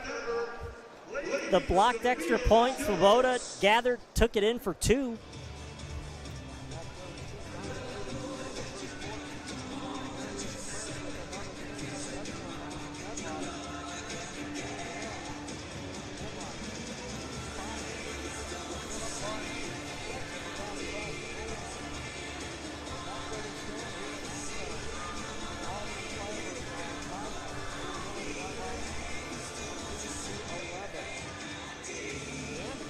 Disappointed up to now. No, it's definitely been an exciting game so far, but lower scoring than we figured. 15-11. I said in pregame you're looking at 50 to 60 points to probably win this game, based on how great these offenses has been this season. But it also goes, hey, there's 2 sides to each game, and that's defense. And both defenses come up with a couple turnovers so far and kind of kept this score where it is. Albany is going to get the ball to receive the second half. So that will be interesting to see. You know they're going to want to strike quickly to begin the second half.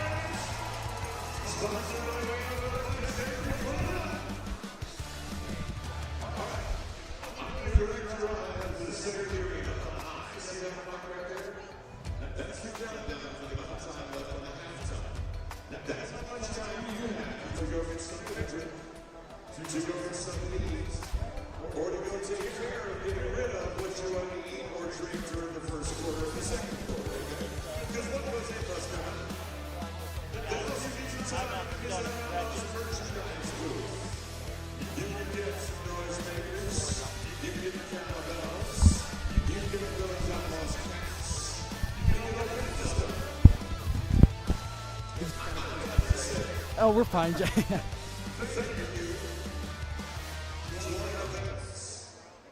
think everyone was predicting a high-scoring game tonight, and it's been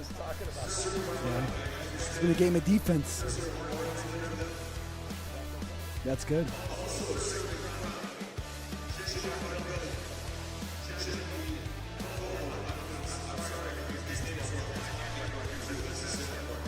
I can hear you, Ed.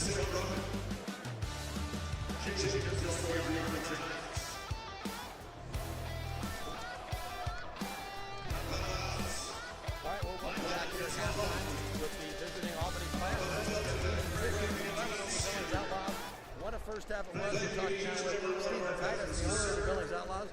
You were expecting an offensive shootout. Right. Here we have a defensive shootout. But that's football. That's football. You know, we knew both these teams were going to come here and be strong, and I expected it to be a high-scoring game. And I was telling the guys before the games, I go, really, in a game like this, if you get 3 defensive stops, you're going to win the game. Each team has 3 defensive stops. I expected the score to be a lot higher than this, but this is going to be a shootout till that clock stops running at the end of the fourth quarter. Let's talk a little bit about it.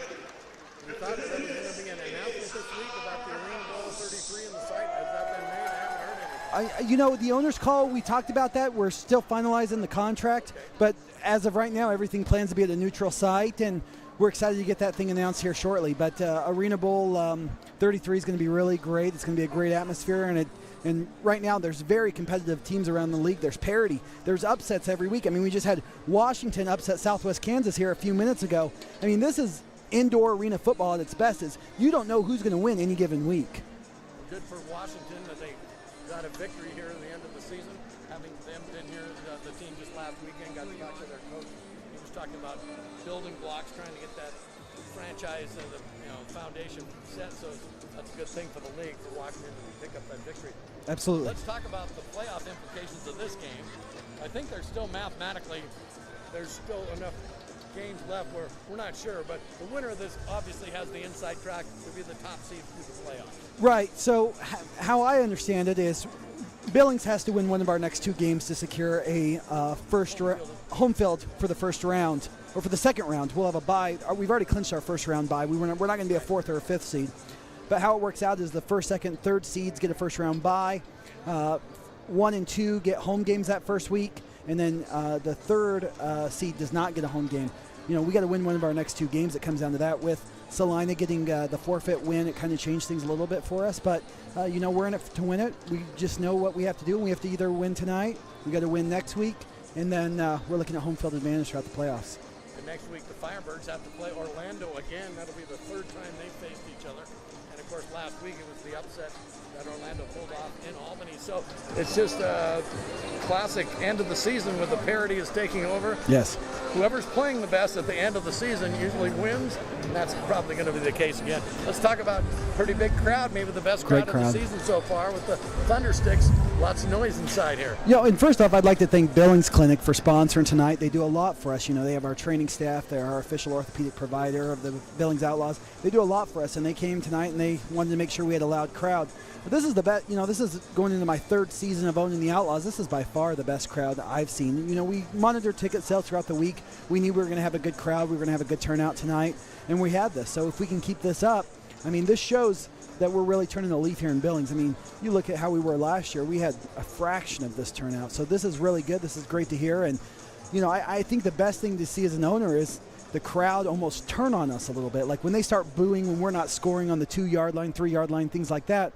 That shows they know what's going on. They care about the Outlaws. They want us to win at all costs, and that's okay for them to get upset to us. They expect us to do whatever it takes to win, and those short 2-3 yard things, that goes to Albany. They have a great defense, just like Outlaws have a great defense. And so I know Coach Walker will be making his adjustments at halftime. Coach Bonner's going to be making his adjustments at halftime. Firebirds are going to start with the ball, and so my play of the game, Jay, is Bailey Giffen's 2-yard 2-point conversion over there. I've never seen. I mean, I've watched football for 36 years. I've never seen anything like that. So that's definitely my play of the game so far. But thanks to all of our sponsors, we couldn't do it without them. Billings Clinic, TDS Fiber, Sean O'Daniel, Alpha Overhead Garage Door, a whole host of providers here or sponsors here make it possible for the Outlaws to be in Billings. And so we couldn't do it without them. And it's Billings Clinic night tonight, so we're very thankful for them as well. obviously the partners that chip in and help out with the Outlaws season are so important. I want to give kudos to the clinic and, as you mentioned, the other sponsors. So are you nervous? Because that's a good sign. When the owner's nervous, you don't want to be sitting back going, la la la la la. I'll be honest, Jay. Last Saturday's night was boring to me. I mean, it was kind of like, okay, how much faster this clock? I can tell you, I usually sit down on the field and watch the game, but I've been a nervous wreck so far. I'm sitting on the end zone up high, staying away from everyone. I have my laptop watching the game as well. I've been a nervous wreck the last few days getting ready for this game. This is going to be a great game. We knew it was going to be a great turnout. Absolutely. I mean, I'm yelling just as much as the fans are at this thing. I want the win just as bad as anyone in this arena wants to win. And so, absolutely, I'm kind of nervous tonight. But at the end of the day, win or lose, we're going to be focused on going 1-0 next week in Salina. It's a good nervous. It's a good nervous. It's not exactly. It's a good nervous. It's a very enthusiastic nervous, if there's such a thing. But all right. Hey, Stephen, thanks for joining us. Jay, again. thank you. Always a good report. Always good. Stephen Titus, owner of the Billings Outlaws. It's 15-11, a 4-point game here at halftime. We'll be back. We'll get that second half underway for you right after this. Thanks, Jay. You bet. Not all replacement windshields are created equal. At Econoglass, we install windshields that are made to a car manufacturer's original specifications. Visit one of our locations to speak with an expert about your next windshield installation. Get quality. Get Econoglass. Remodeling your bathroom? Econoglass can transform your home with our Lumax shower doors. Designed for strength and stability and typically installed in 1 day or less. Visit one of our locations to speak with an expert about your next shower doors. Get quality. Get Econoglass. When storms happen, storm chasers from out of state immediately follow. You've probably seen them running around town lately. My father has owned this company for over 20 years. I've been local my whole life, and we're going to be here long after the storm is over. Donahue Roofing offers an unprecedented lifetime warranty. We're A+ rated with the Better Business Bureau. We'll work with your insurance company to make it easy on you. When you need help, choose local. And call Donahue Roofing and Siding today. Putting new roofing or siding on your home is not just about slapping on shingles. It's an engineered system. Hi, I'm Mitch Donahue, and this is my son Dylan. We're proud to be local experienced contractors using the best materials around. We don't just meet code requirements, we exceed them. Your new project is an investment. With Donahue Roofing and Siding, you can put your money into your home where it belongs. Why not use the best? Call Donahue Roofing and Siding today. When storms happen, storm chasers from out of state immediately follow. You've probably seen them running around town lately. My father has owned this company for over 20 years. I've been local my whole life, and we're going to be here long after the storm is over. Donahue Roofing offers an unprecedented lifetime warranty. We're A+ rated with the Better Business Bureau. We'll work with your insurance company to make it easy on you. When you need help, choose local. And call Donahue Roofing and Siding today. Oh, hey there. Are you drinking out of a regular cup? Why, when you can have a loud cup? You can be loud and then have a sip. It's not loud in here, so where's my cup? Go out loud! Yes!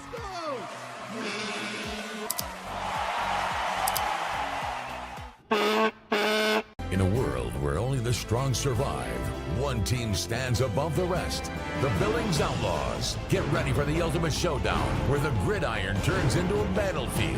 Are you ready to witness raw power, unrelenting spirit, and the true heart of champions? Join the Outlaws Nation and be part of the revolution. Don't just watch history being made. Be a part of it. Billings Outlaws. Defying the odds. Rewriting the game.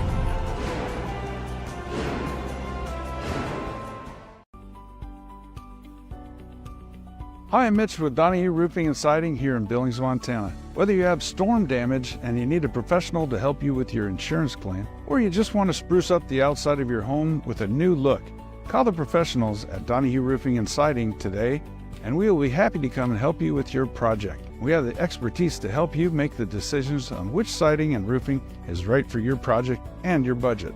Call us today.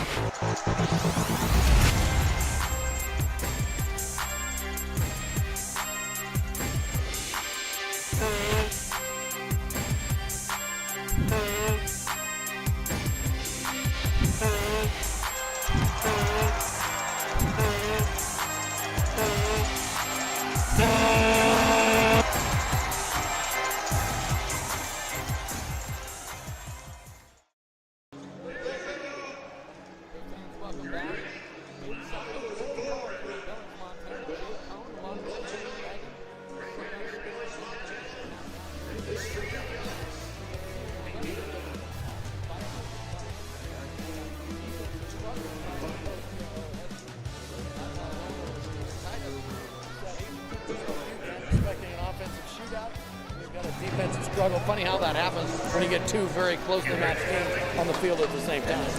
And I think maybe some of that had to do with the uncertainty of both of these teams. They've never played each other.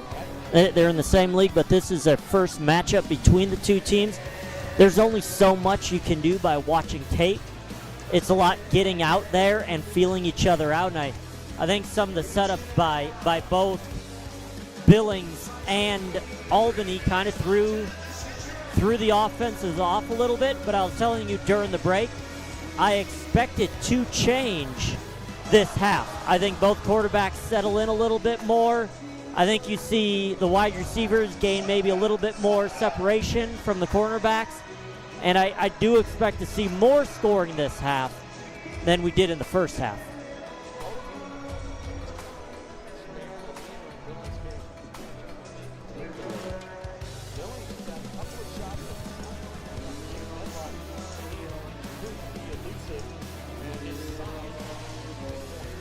Yeah, I mean, you talk about his size, 6'3", 225. He's out of Florida International, and you could tell there's a couple times where I think it was Laquan Johnson Jr.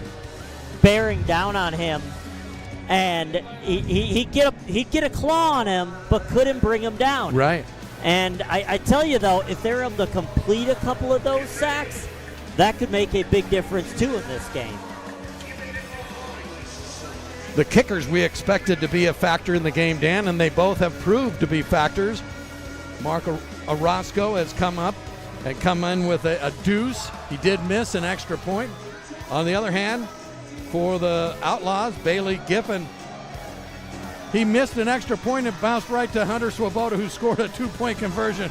Sometimes you'd rather be lucky than good. I've never seen that, but it sure was well timed, I'll put it that way.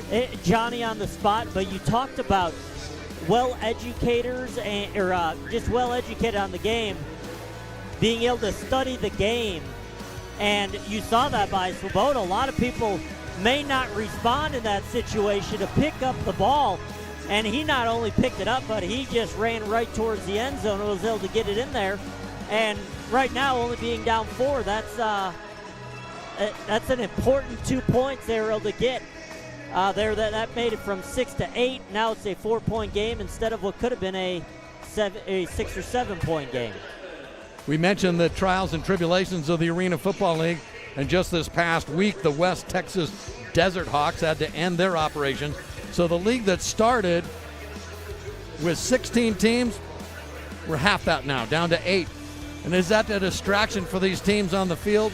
Not really. If you talk to both head coaches, they're like, we have a chance to make history here. And I think that's the mindset of the players. We don't care about all the stuff. We're going to try to take control of what we can control, and that's how we play on the field.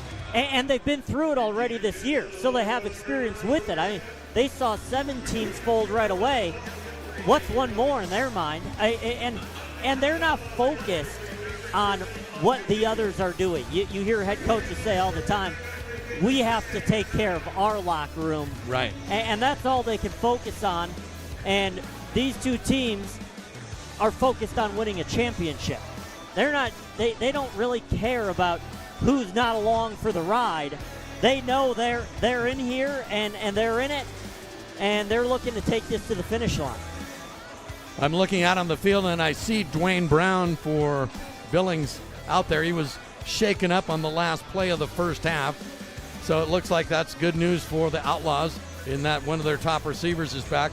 We mentioned that Billings is missing Carrance Higgins, who through the first 6 games of the season was their go-to receiver. He had 9 touchdowns, maybe a dozen touchdowns, depending on whose stats you want to believe. He's out with a knee injury.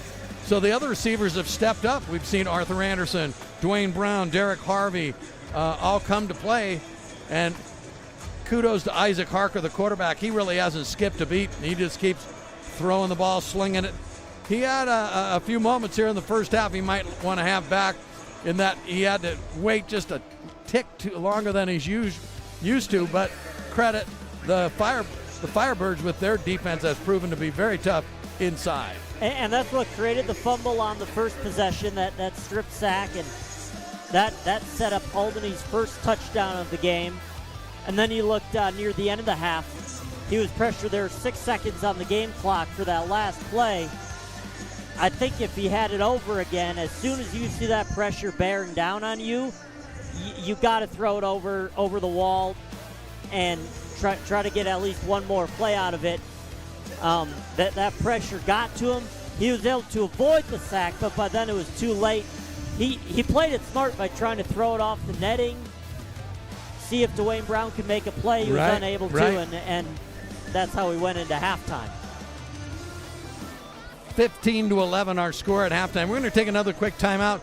As we mentioned, a very long halftime due to the military appreciation festivities. They had a chicken wing eating contest, so we're just biding our time. Hopefully this hasn't hurt the momentum of either team. It's been a rather long break. But right now we're going to take a break. It's 15-11, Albany on top. We'll see what the second half has in store when we come back. Not all replacement windshields are created equal. At Econoglass, we install windshields that are made to a car manufacturer's original specifications. Visit one of our locations to speak with an expert about your next windshield installation. Get quality. Get Econoglass. Remodeling your bathroom? Econoglass can transform your home with our Lumax shower doors. Designed for strength and stability and typically installed in 1 day or less. Visit one of our locations to speak with an expert about your next shower doors. Get quality. Get Econoglass. Oh, hey there. Are you drinking out of a regular cup? Why, when you can have a loud cup?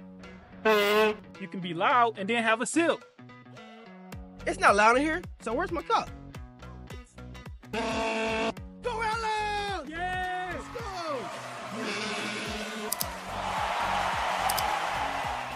go! When storms happen, storm chasers from out of state immediately follow. You've probably seen them running around town lately. My father has owned this company for over 20 years. I've been local my whole life, and we're going to be here long after the storm is over. Donahue Roofing offers an unprecedented lifetime warranty. We're A+ rated with the Better Business Bureau. We'll work with your insurance company to make it easy on you. When you need help, choose local. And call Donahue Roofing and Siding today.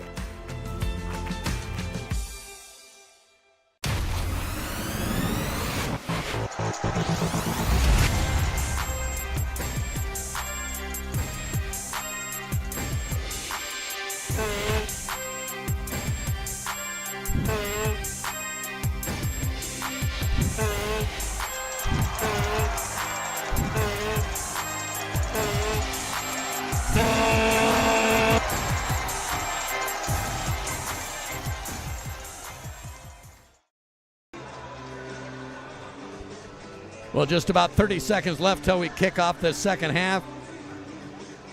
The quarterback for Albany, Jake Medlock. Dan, he was out of football until this year. Since 2019, he's been a coach at the college level. He's a quarterback coach for Missouri Southern. And Isaac Harker, the quarterback for the Outlaws. We've mentioned it several times during our broadcast in the past, but he has a master's degree in econometrics, which I don't even know. What exactly is that? That's a lot of math, I believe, is what that makes my brain hurt. But anyway, just well, you've got so many storylines, so many storylines in every game, and the best storylines are the players. Billings, our backup quarterback here for the Outlaws, is Daniel Southwick, who's 42 years old. He's working on his PhD. He has 2 master's degrees. And it's just fun to look into the background of these players. Jake Medlock, a native of Jacksonville, Florida. They all have different backgrounds, yet their chemistry on the field seems to not miss a beat despite all the changeover. Absolutely, and they just like playing football. So here is Bailey Giffen, the kickoff for the Outlaws. He's going for a deuce. Let's see if he can do it. No, it's coming off the boards, and it's brought down by Barnett, who crosses the 5, still in the open, and gets knocked down as he tried to change his direction. Hunter Swoboda got a big hand on him, and down he went. Darian Townsend, I'm sorry, that's who that was. Now Here's a you see replay the on kickoff here, hitting off the left net on your screen, and handled perfectly there by Townsend. Got it to the 10, had a little wiggle room, but once he tried to switch gears, unable to keep his feet under. Like the little green hand got him. Got tripped up. We won't say by who. All right, so here we go. First play of the second half, and it's been a dandy first half. Hope you're enjoying it. Whether you're watching this in the state of New York or here in Montana or anywhere else across the country. There goes Prince in motion, and the give is to Molinich. Very little running room. Tackle made by Antonio Simley for the Outlaws. Simley saying not today, and really there's been no room that entire first half. That carries over to the first play of the second half here. A little surprised, a little safe play call to kind of get the second half started. But we talked about the longer break. Maybe that played a part in that play call, but I'm guessing they'll open up on this possession. Medlock with Molinich right off his right hip. Here's the quick pass to Philip Barnett, and that pass is good for a first down out to the 19-yard line. Darius Prince, I should say, came in as their top receiver. But Barnett has made a couple of big catches just like this, just using his big frame in the middle of the field, get him from the defender, bring it down, and the Outlaws have been doing good at preventing him from getting any more after the catch. But that's still a first down and a new set of downs. Ball just shy of the 19-yard line. Medlock drops straight back, getting some pressure. A penalty flag flies into the end zone. It's overthrown, intended for Prince. It looked like perhaps a hold as one of the offensive linemen is pleading his case. Sean Brown goes, I didn't do it, but might have two flags down. There's a flag in the backfield, There are too. two penalties on the play, one on each team. Holding, 21 on the defense. Holding, 65 on the offense. Those penalties offset and we'll replay first down. all right, there you go. Jason Armstrong called for the infraction for the Outlaws, while it was Sean Brown. No harm, no foul here, but clearly a hold there. And you saw Cedric Thomas kind of getting over there too, looking like he might have had a chance at an interception, but ball overthrown for everybody there. So they'll spot the ball again right at the 19-yard line. And that clock is running down. You see the score. Albany 15, Billings 11. And the Firebirds have the ball. First possession here of the second half. Fans bringing the noise a little bit. Medlock drops straight back, throws over the middle. Intended for Townsend again, but he couldn't haul it in. Had him open just a little bit too far in front of him as he was coming across the middle there, about the 15-yard line. He got both hands on it. That's a ball he may want to have back, and I would guess that Medlock probably wants to have that back too, because there was definitely some running room after the catch had he been able to haul it in. He may have had an eye on those boards coming up pretty quick, but the defensive backs were one in front of him, one behind him. He was open. Here goes Townsend again in motion, and the quick pass goes to Prince. On the sidelines, he's knocked out. Well, maybe not. The Billings thought he was out near the first down marker, but he continued to roll up the field. Let's see where they mark it. They're going to give him the 15. He just kept going. Credit to him. You play until you hear the whistle. Looked like he got knocked out at the 20, or he just kept going. Finally, it was Cedric Thomas that shoved him into the boards, but not before he picked up a big first down run after the catch. So it's at the 15-yard line. Albany threatening to expand this lead. And I think you can hit the boards and still run. It's got to do with kind of where your momentum is. And if you're hit into the board, exactly. Okay, Medlock drops straight back, gets some pressure, finds a wide open Barnett, and he's down and knocked into the boards right at the 5-yard line. Philip Barnett, 6'3", 220. He's got that big size, and these smaller defensive backs for the Outlaws giving up some important size to their Well, not only size, but they gave him a 6-yard cushion there. Absolutely. That's an easy pass and catch, and a fresh set of down, going to be first and goal here from the 5 now. Albany looking to cash in this first opportunity of the second half. Medlock, Prince in motion, looking, fakes it, still on his feet, throwing to the corner. Touchdown, Albany! And that is Barnett Philip again. Barnett again.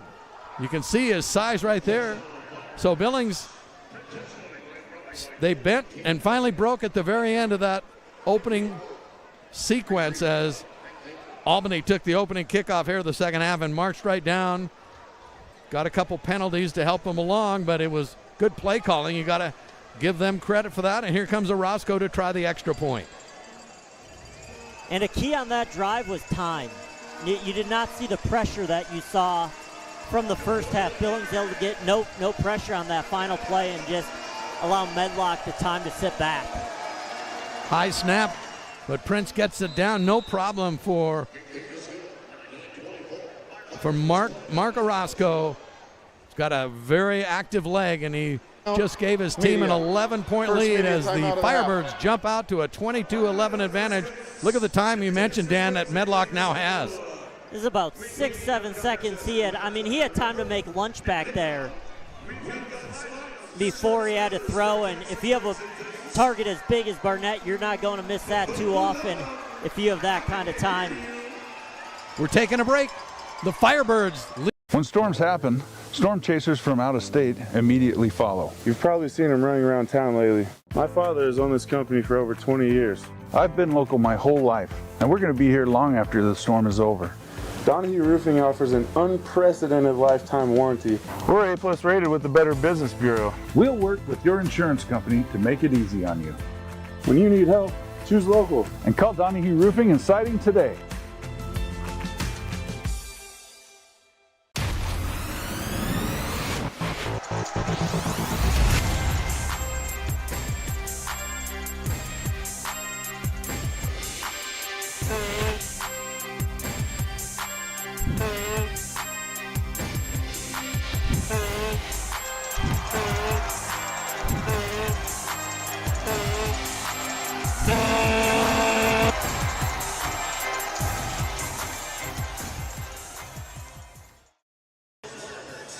AFL fans, welcome back. It's Metra-Park, Billings, Montana, the game of the year so far, and the Albany Firebirds have come in, expanded their lead here to 22-11, Dan, as they took that first possession of the second half and marched right down the field. Well, we talked about Albany having to come out strong. They did. Now it's how does Billings answer? And this is going to be key because you absolutely have to answer need points here on this possession. And most likely a touchdown if you're going to keep pace with this Firebirds offense, which seems to have its footing under them now on the road. 28-year-old Mark Orozco, the kicker for the Firebirds, will put his foot into it at the goal line. Dwayne Brown, Arthur Anderson, back deep for Billings. The kick is up, looking for the deuce. Off the boards. Here comes Dwayne Brown trying to get out. He got out of the end zone, but just barely escaped a would-be tackler to get it out to the 6-yard line. Looked like Daquan Patton was bearing down on him in the end zone, trying to get an extra point there for the Firebirds. You can see how these rebound nets add a whole new dynamic to the game. And you never know how it's going to bounce off. Right. There have been some clean bounces today. You see a lot of games, if it hits an upright or the structure, it can bounce any which direction. That one hit the net and the structure, and you could see it took Dwayne Brown a while before he figured out which way it was going to go. Okay, so here's Isaac Harker. Can Billings get their offense untracked? Throw over the middle. That's Arthur Anderson. He's got it. Complete at the 15, right at the yard to gain. So that'll be a first down for the Outlaws. Something to work on. I like that play call to start. You don't go for it all right away. Take what the defense gives you. He kind of sat right in that pocket there at the 15, used his body to blanket the defender. So Harker has Hunter Swoboda right behind him. Give him some time to pass. Harker going deep, looking for Derek Harvey, but he overthrows everyone in the end zone, and it goes incomplete. That one never really developed. Kind of looked like Harker knew he wanted to go deep there, but Harvey, we talked about getting separation from the start. He had no separation while that play developed and ball sailed out of bounds. But no harm, no foul. You get to play a second down here. And second down is exactly what Billings is looking at. 2nd and 10. Ball at the 16-yard line. Isaac Harker sends Anderson in motion. We got a penalty flag flying right away. Busted play. You saw it, Dan. What do you believe? It was, I believe, offsides on the defense. Hollins, big number 77, Melvin Hollins, I'm guessing. That flag flew Offsides right on away. The defense, number 77. It's a 5-yard penalty, and we'll replay second down. So instead of 2nd and 10, 2nd and 5 now. That moves the ball out past the 20, out to the 21-yard line. And you can see it, but Melvin Hollins is a big body. Yes. 6'1", 310 pounds. And I don't think Harker wanted to stand out there, especially with that head start from him. Hollins has out of Riverside, California, but he played for California, Berkeley, Kansas. And you can see why. He's got the size. And there goes Harvey in motion for the Outlaws. Isaac Harker back to pass. It's complete to Dwayne Brown up across the 25, and he gets it down into Firebird territory. That's good for a first down. He stayed alive. He really needed that extra yard to get that first down, stayed on his feet and kind of backed his way past the marker. Caught it right about the 25, stayed on his feet, and then just backed up a little bit. There you saw a good look at it. Great job by our camera folks. Doing an excellent job here inside the Billings Metra. More of a methodical possession here by Billings. They look to go deep on the second play there. That never developed to Harvey, but now just taking what the defense gives them. Clock running down to the 6-minute mark. Quick pass to Harvey. And Harvey gets good yardage out across the 15 down to the 13-yard line. Another quick hitting pass, and it seems to be working. More of almost what you'd call a screenplay, where you get the blockers in front of you, pitch it out to the open man, and he was able to take it and got the first down. There you see one of the bigger linemen for the Outlaws, Peyton Muyo, 6'6", 315 out of Northern Michigan. He can give Harker a little bit of time. So here it is. 1st and 10 now. Here's the pass to Swoboda on another out of the backfield, but he's collared right away, maybe a gain of 1.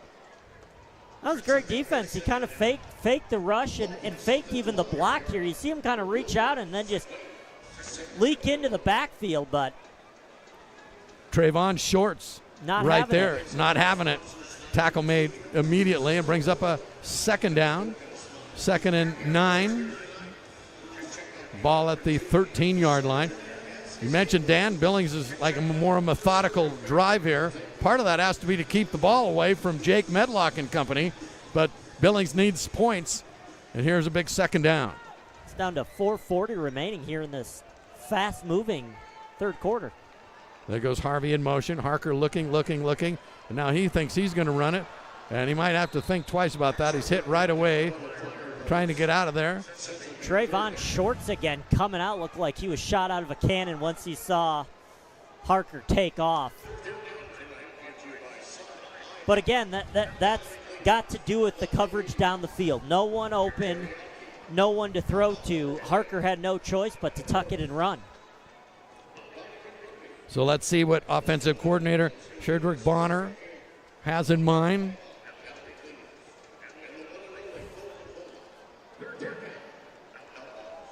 Clock running inside 4 minutes as we tick it down to the end of the third quarter. Derek Harvey goes in motion for the Outlaws. Harker drops straight back, throws into the corner, but overthrows everybody, and there is a penalty flag flies against Marvin Ross, the defensive back over there. Ross knew it. If you watch, he was coming Pass out of the interference. cut. Number 7 on the defense is a 10-yard penalty from the previous spot and an automatic first down. And Ross looked to slip, knowing he was beat at that time, just tried to put his claw out there to stop any further progress.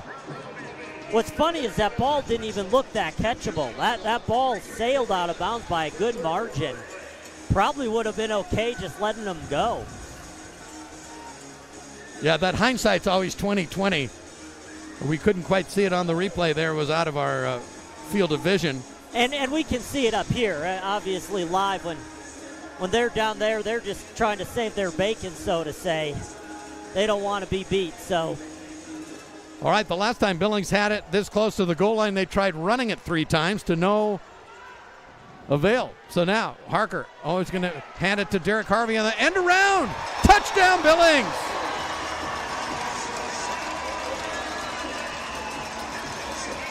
A great block there by McLean Juha to spring him free. He looked to be trapped. He had 2 defenders.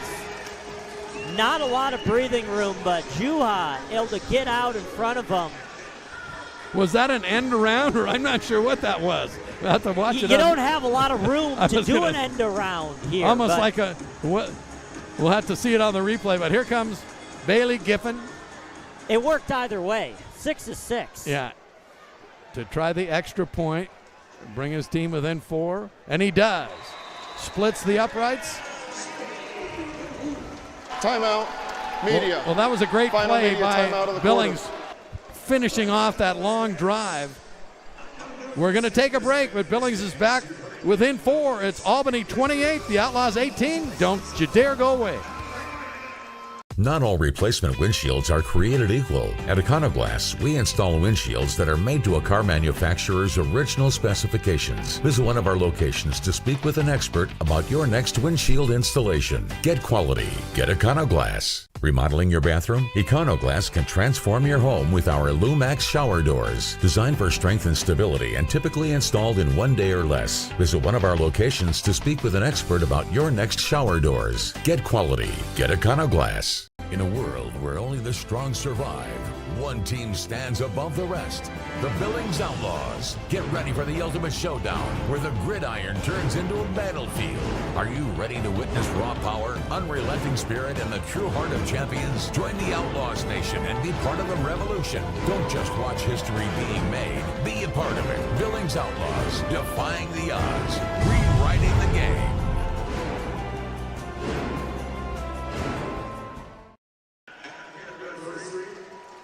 There's Mr. Outlaw on the field. Got to take part in some of the activities in between the break.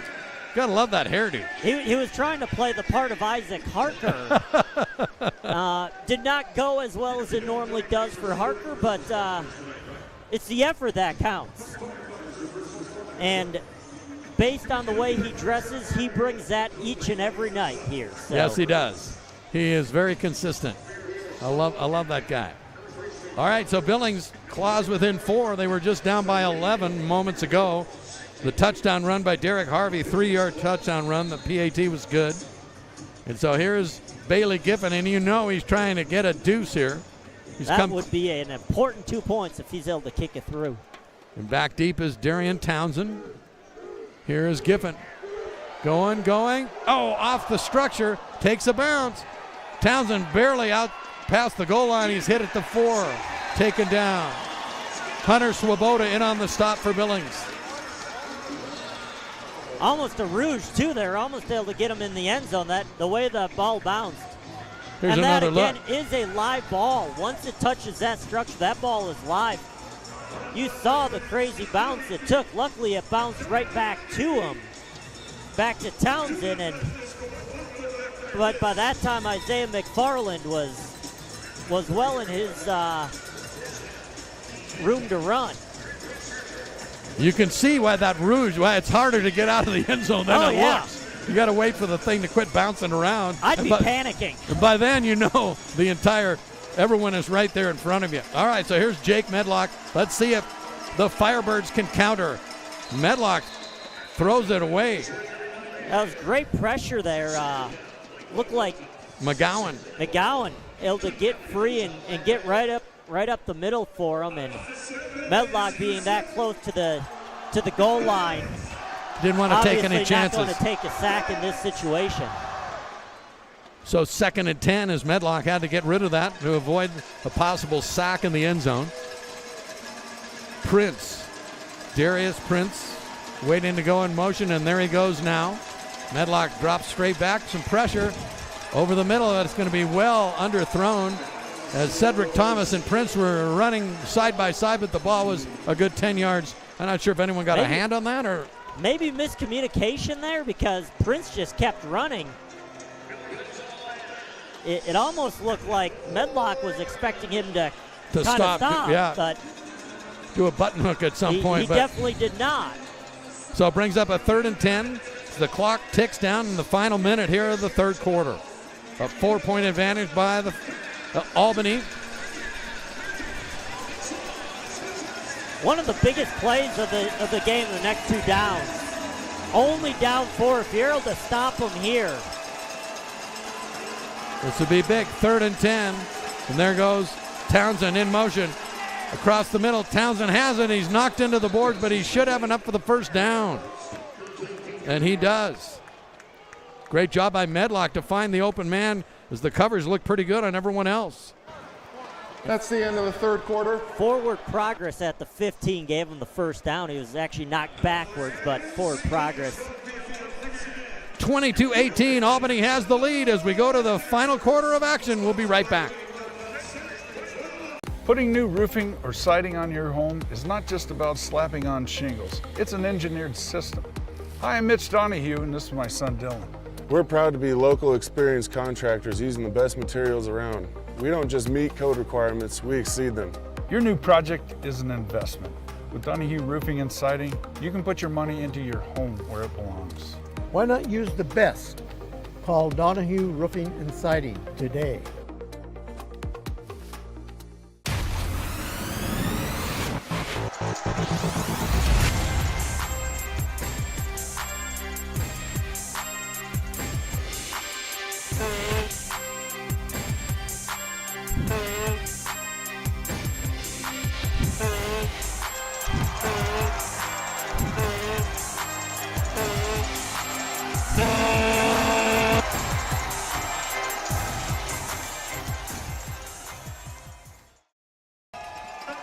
Well, we're about to start the fourth quarter of action, and the Albany Firebirds have come in and have a 4-point advantage. This could be anybody's game. Lots of playoff implications, Dan. The winner of this game will have the inside track to the number 1 seed in the playoffs and home field advantage. Even the team that loses will still have a really good inside track at perhaps a home playoff game if they can win that next game next week. But winning it here gives you that number 1 seed too, most likely. Yep. Which is key. That's home field throughout until the championship. All right, Medlock will send Barnett in motion. The give in the backfield to Mulinich. What a play. Finau. Siosi Finau. He was the defensive player of the week for the Outlaws last week. That's showing you why right there. Just a burst, getting off his defender, kind of coming from the back. Just avoiding the block altogether. And that's how you wrap a guy up right there. And there you had the 2 44s going against each other again. Funny how that's happened numerous times in this game. All right, here goes Darius Prince in motion. Medlock trying to find him. He's got problems. He's knocked into the board. A sack for Billings. McGowan. And he almost looked like he was held on that play. Just an absolutely monumental defensive play there by McGowan. Chase McGowan, a blue hen. He's out of Delaware, 6'1", 265. Look at him. Wham. Medlock knew he had no place to go. And, the offensive lineman knew he was beat. He tried to grab him, but by that time, McGowan too fast. He was already in the backfield. So 3rd and 15. You can see there as Chase McGowan tries to fire up the crowd. Crowd getting into it. This has been a great game against 2 very good teams. The 2 teams of the AFL with the best records. And here goes Medlock. Back, finds his man. Look at the cushion they give him on the sidelines. I think they might have done that intentionally to bring up 4th down. but it makes it a much more manageable 4th down. Now you're looking at about 4th and 6 instead of 4th and 16. Right. But Barnett caught that. No one, not a Outlaw player around him till another 3-4 yards. He just camped right along the boards and was wide open. So here it is, big play, 4th down and 6. And credit to Firebirds taking what the defense gives you. Absolutely. Big play here. Clock running. You see it there, 12:45 in the 4th quarter. In motion. Here goes Medlock trying to find a guy. He's got some time, too much time. Oh, and wide open is Darian Townsend, breaks it in the open, and the ball is loose, but recovered there by the Firebirds. Townsend got it back. Big hit put on. We'll have to see the replay on that, but Medlock had time. And too much time for the Outlaws' point of view. Too much time and two unlucky breaks there. Thomas fell there. He had good coverage the whole time. Or it was actually Jason Armstrong. He had good coverage until he fell. And then Thomas able to kind of break the ball loose here. And that was and Armstrong it falls coming right back to Townsend. So that brings up a big 1st down. Big play in the game right there. With 11:45 to go. DeQuan Patton in motion. The pass is to Patton just across the 10-yard line.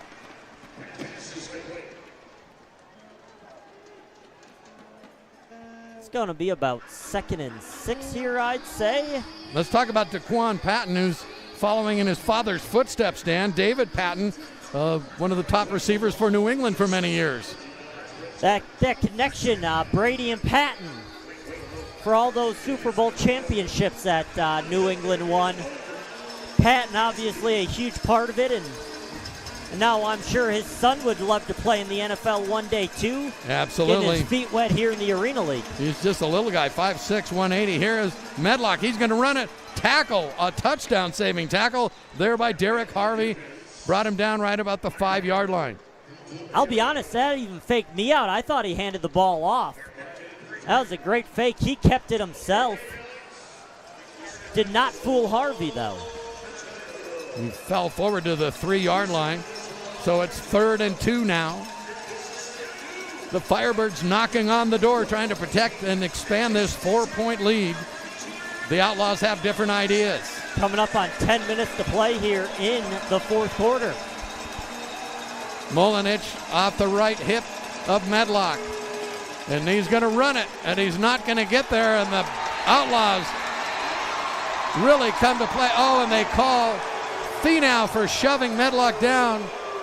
It'd be like a personal foul, and the fans did not like that, but hard not to call that, Dan. And it's just not a smart play.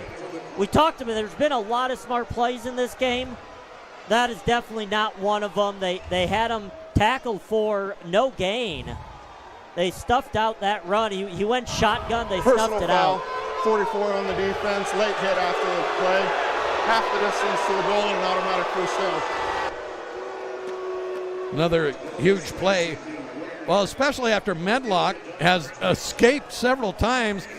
Really have a hard time blaming Finau for making sure he was going down, but it was a little late. Very late, and it kind of no reason for it at that point. It was already blown dead. Ball at the 1.5 yards. Here's Molinich. He's going to be stopped short.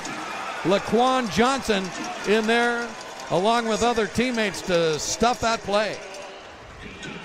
Oh, you saw the Firebirds have a goal line stand 4 plays in a row earlier in the game. We'll see if Billings can do it now. That's a good start. Laquan Johnson getting up in the action too. Sean Lewis was out there. Looked like he was being held. So here's Jake Medlock and company. Molinich right behind him. Will they try to run it again? They will. Molinich is going nowhere. Down he goes. Stopped at the 2. Chase McGowan and company. You wonder if they're going to try to open it up. This is very similar play calling as what the Outlaws did in the first half. Yes, and it didn't work for them. We'll see if they try to open up as we have an injury on the field right now. and that is Jake Molinich. He went to Assumption University. This might be an official's timeout because of the injury. It looks like they're working on his ankle right now. So both teams will take advantage of this break in the action. And it's fast and furious. You see the clock stop down, 9:09. But more importantly, is this a third down or a fourth down coming up? It's going to be third down. Okay, third and goal. Third and goal from the 2. And we've had 2 straight runs. They've been stuck at the 2 for both plays now. And now you really wonder if it does get changed, because you see Molinich having to go out. He got the first 2 carries at the goal line. Well, the good news is he's up under his own power, limping slightly, heading to the bench. But I'd expect them to go to the air now. And it'd be interesting to see if they do stop him here, what they do on fourth down, this close to the goal line. All right, so Medlock has Trayvon Shorts in the backfield right behind him. And now going in motion goes Townsend. He comes back. Medlock looking, running over the middle, finds his man, touchdown, Firebirds, and that's Darius Prince in double coverage. Medlock had enough time, bought himself enough time, and found the open man in the end zone. And watch this highlight. It almost looks like this ball was about to come out. He bobbled it a little bit, but able to bring it in right before getting hit against the boards. A great catch there. And you know, in the fourth quarter, when the going gets tough, you go to your best players. And that is definitely Darius Prince. All right, so Mark Orozco in to try the extra point. His Firebirds now lead by 10. This would make it an 11-point advantage. Prince holds it. The kick is up, and the kick is good. So the Firebirds take advantage. It looked like Billings was on the verge of stopping him, but a couple of bad penalties kept the drive alive. We're taking a timeout. Albany has taken an 11-point lead with 8 minutes to go. You see the score. We'll be right back.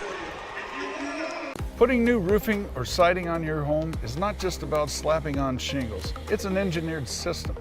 Hi, I'm Mitch Donahue, and this is my son Dylan. We're proud to be local experienced contractors using the best materials around. We don't just meet code requirements, we exceed them. Your new project is an investment. With Donahue Roofing and Siding, you can put your money into your home where it belongs. Why not use the best?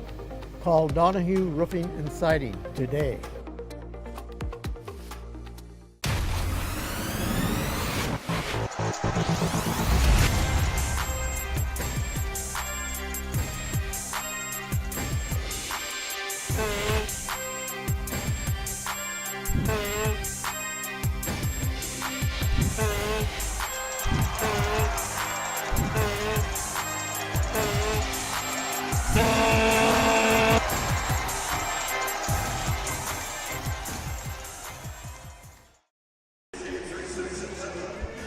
Well, the Outlaw fans are trying to make some noise, but it's the Albany Firebirds that have really made the noise here in the second half. They lead at 29-18. Both teams actually have scored on all their possessions.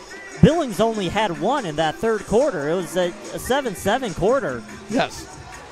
So this is only their second possession of the half. But now, as the clock's at 8 minutes, you wonder if they try to up the tempo a little bit, maybe go for a deep threat every now and then, just to try to score a little faster and give themselves as many possessions as they can have. That was Medlock's fourth touchdown pass of the game, as he found Darius Prince in the end zone in between two Outlaw defenders. But you talked about it, not a pretty good defensive possession. They had their chances to stop them, just unable to get that final one. Orozco's kick hits that scoreboard we've been talking about, and that will give the Billings Outlaws good field position right at midfield. The scoreboard by rule, the ball will be placed at the 25-yard line, first down Billings. So that's a break for the hometown Billings Outlaws, who frankly need a break right here. You see Orozco and that big scoreboard is a factor. They have to kick around it, and that time just didn't make it. We talked about it. If you're going under it, you got to really go under it, but then it's hard to get the distance you want. The kicking game is so important here in the AFL game with those rebound nets. Well, here we go. The Outlaws looking to answer now as Albany has opened up an 11-point lead again. This is Hunter Swoboda right behind Isaac Harker and Dwayne Brown in motion. Harker going for Brown. He's got it at the 5, still on his feet.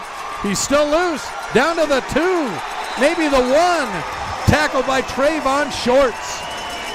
I said they need to strike fast. I didn't know it'd be that fast. One play, they're down to the goal line to the 1 right now. Great effort by Brown, staying on his feet. Not only the catch right here as you're barreling into the boards, but able to kind of the quick stop and then turn. And then just use his strength to carry the defender down the 1 yard line. David Tolentino could not get him down. He needed help from Trayvon Shorts right at the 1 yard line. Arthur Anderson is going to be in motion now. Harker gives it to Swoboda. Can he get it in? He can. Touchdown, Billings. Hunter Swoboda showing he has some moxie as well. And the Outlaws draw closer within 5. A different philosophy there, this close to the goal line. Still a handoff by Swoboda, but he went low. As soon as he gathered that ball, as soon as that ball was handed off, he went low, making it more difficult to tackle him and just able to reach across the goal line from a yard out. Very big touchdown right there. And be interested to see where they go here. Looks like they might set up for a 4-point play. They're spotting the ball at the 10-yard line, so you're familiar with the AFL rules. You can go for 2 if you want to run it in from the 2. You can go for 3 if you want to go from the 5, or you can go for a 4-point conversion from the 10. And that's exactly what the Outlaws are doing here. They trail it by 5. A completed successful PAT here would bring them within 1. There goes Derek Harvey in motion. Harker drops back looking, has to buy some time, stays on his feet, and down he goes. Good pressure that time. Jamil Hickbottom got in, but there was lots of other help as well. Jonathan McCollister from his defensive line slot also. That was a big play for the Firebirds defense. Obviously that 4 would have been very crucial this point in time for Billings. Unable to get it though. He had his time. He tried to remain on his feet, but he was falling down, just unable to stay up. And that was Jonathan McCollister who got him with his big hand. You can see him working his shoulder as he heads out right now. May have extended that a little further than the body wanted to, but it prevented Billings from having enough time to do that 4-point conversion. So it's 29-24 with 5:42 to go. Really anybody's game, Dan. And you can't blame Cedric Walker for going for the 4-point right there. No. Because obviously, even if you're able to hold them to the field goal, it stays a 1-possession game no matter what. And if they score a touchdown with a 4-point game, you're going to still be down by double digits. Absolutely. Well, here comes Bailey Giffen, and he would like to make a deuce here by kicking it through the uprights from the goal line. It's come close. He has not done it so far tonight. His counterpart, Mark Orozco, does have 1 deuce to his credit. These are probably 2 of the best kickers in the league. In fact, not probably, they are.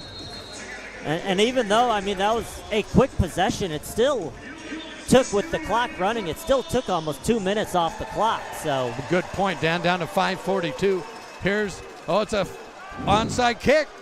And the Firebirds cover it at the 13-yard line. I saw this earlier. They were successful, but that time the onside kick goes right into the hands of the Firebirds.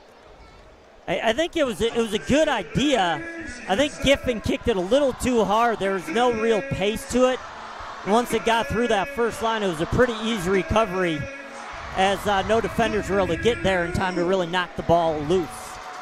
He did have the element of surprise, but the ball just bounced right at the Firebird player who was able to cover it.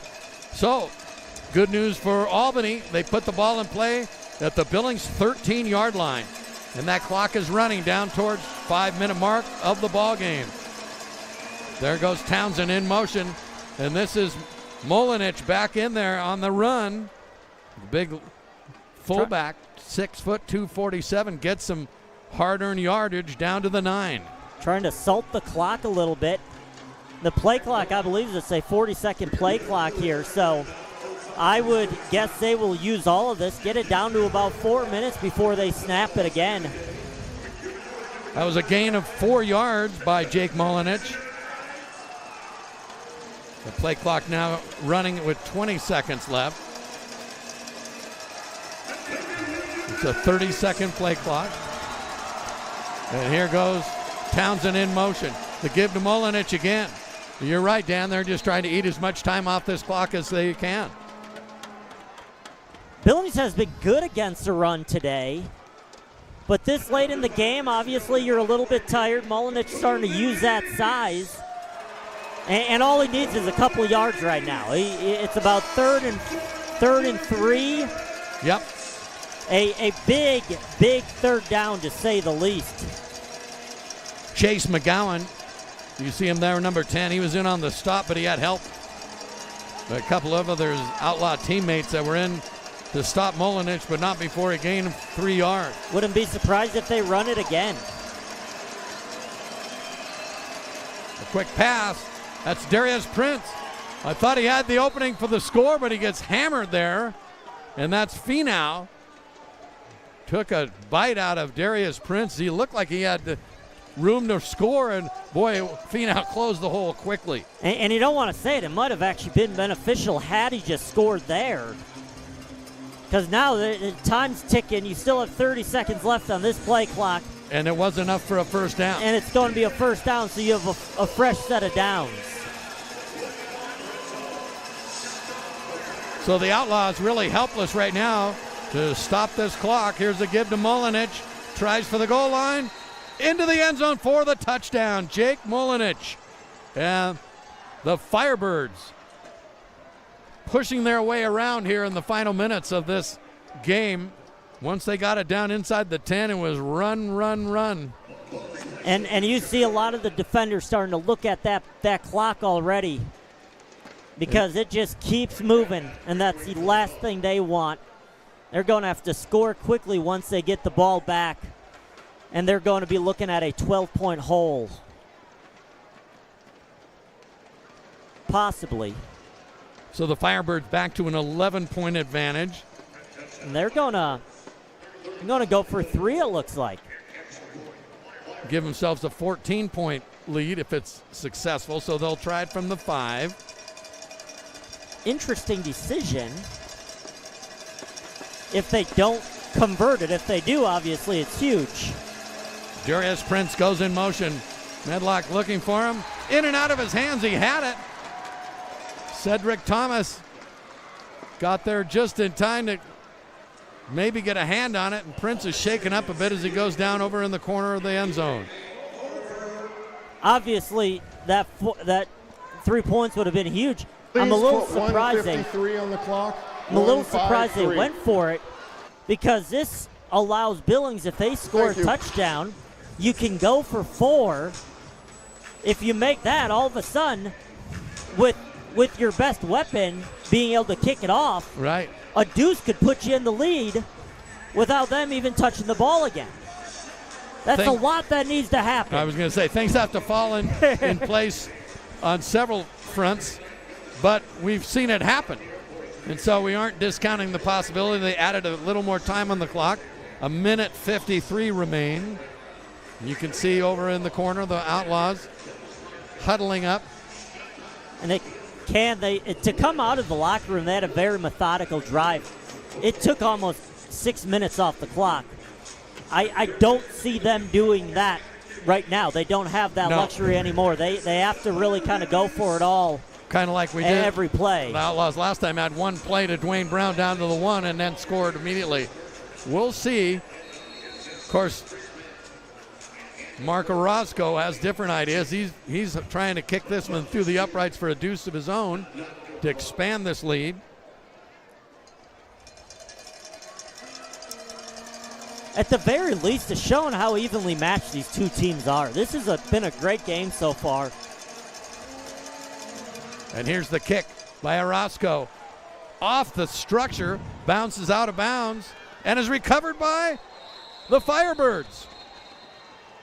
And they get the ball down at the 1 or the 2 yard line.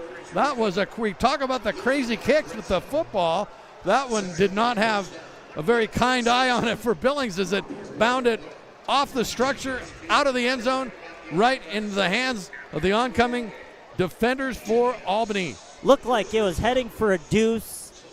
Instead, it hits that structure right there. That right structure took a horrible, horrible bounce on Brown and not even really close to him. Unable to come anywhere near him. Officials timeout. The previous rule of the ball hitting the wall is under review. I see. So the ball may have hit that board before it was recovered by Albany. We'll see. They'll go check this out, and why not? So much riding on this. But that had to be the worst case scenario for Billings. I was going to say, this review is probably Billings' last hope right now. Right. If it did touch the wall, it was hard to see. If we get a replay, it'd be interesting to see whether it did or not. Because obviously with them getting the ball back, they would try to. Here's another look. So this is going to be probably very our best close look. to being a deuce. Comes very close. Super slow-mo. Orozco puts his foot into it. Like I said, it hits the right upright, really, and just bounds. Wow, or no, that the left close. upright. Yeah, Left. and now watch it bounce. Dwayne Brown waiting for it. It bounces right out into the field of play. Does it touch the boards before it's... Well, it may have touched the boards before he got possession of it. Yes, it looked like he almost tipped it in the boards. In that case, it would be Billings' ball at the 3 yard line. Mm-hmm. You could see that looked like, for all practical purposes, that deuce was going to be good. It hit the left upright. Here's another look. Watch Dwayne Brown goes, what's this going to do? What's this going to do? Need it. Rut-row. Scooby-Dooby-Doo. Here's another look at that. Let's see if you can get a better. Does he knock it into the boards? Yeah, right there. It did touch the boards. It looks like there might be a break here for Billings, which is exactly what they need to at least give themselves a chance. As we said, we've seen some you crazy need a lot things to happen anyways, but at least it gives you a chance. Okay, here comes our head referee, Aaron Claunch. Let's see what he calls. After review, it was determined that the kicked ball hit the wall prior to being recovered by Albany. Therefore, it's a kick out of bounds. By rule, the ball will be placed at the 3 yard line, first down Billings. All right, just what we thought. So a break for Billings, but still 1:46, and they trail by 11. So you're saying there's a chance. 1:46 on the clock right now. Like I said, this is going to have to be a quick strike by Harker, and look for him to look for Anderson or Brown, I would guess. You got Harvey out there as well. The clock is running, and there goes Anderson right over the middle and stops. And that is a penalty against Albany, as they were not about to let Derek Harvey run free. And that should be holding. And that's good. Pass interference, number 10 on Pass the interference. defense. 10 yards from the previous spot and automatic first down. And that does stop the clock, at least for a little bit here. So that's another big play, and I'm guessing they're going to have to line up and go almost immediately. Yeah, time is of the essence, and the clock is rolling right now. This is valuable time. You got to go. Outlaws need to have that ready to go. I'm a little surprised they had that clock stoppage. That play call should have been in. Well, this is run off at least 10, 15 20 seconds right now. They're losing. Here goes Harvey in motion again. Harker. That might be offsides. Could be a free play. Across the middle, in and out of the hands of Marvin Ross, intended for Derek Harvey. If I were them, I'd try to get a snap off before the 1 minute warning. Clock management is coming to play as it always does. I think that Offsides on the defense, number 50. It's a 5-yard penalty, and they'll replay first the down. the clock will start once they put this ball down. Once they get it set. If I'm Billings, I'd try to go. Well, they're not going to make it. Clock management is so Timeout. key right there. Media. If they'd had the The play final ready, media timeout of the as game. soon as they marked it to go, you could have had a free stoppage at 1 minute. You see it all the time. You can snap it in a second. 35-24 Albany with a minute to go. We'll be right back. When storms happen, storm chasers from out of state immediately follow. You've probably seen them running around town lately. My father has owned this company for over 20 years. I've been local my whole life, and we're going to be here long after the storm is over. Donahue Roofing offers an unprecedented lifetime warranty. We're A+ rated with the Better Business Bureau. We'll work with your insurance company to make it easy on you. When you need help, choose local. And call Donahue Roofing and Siding today.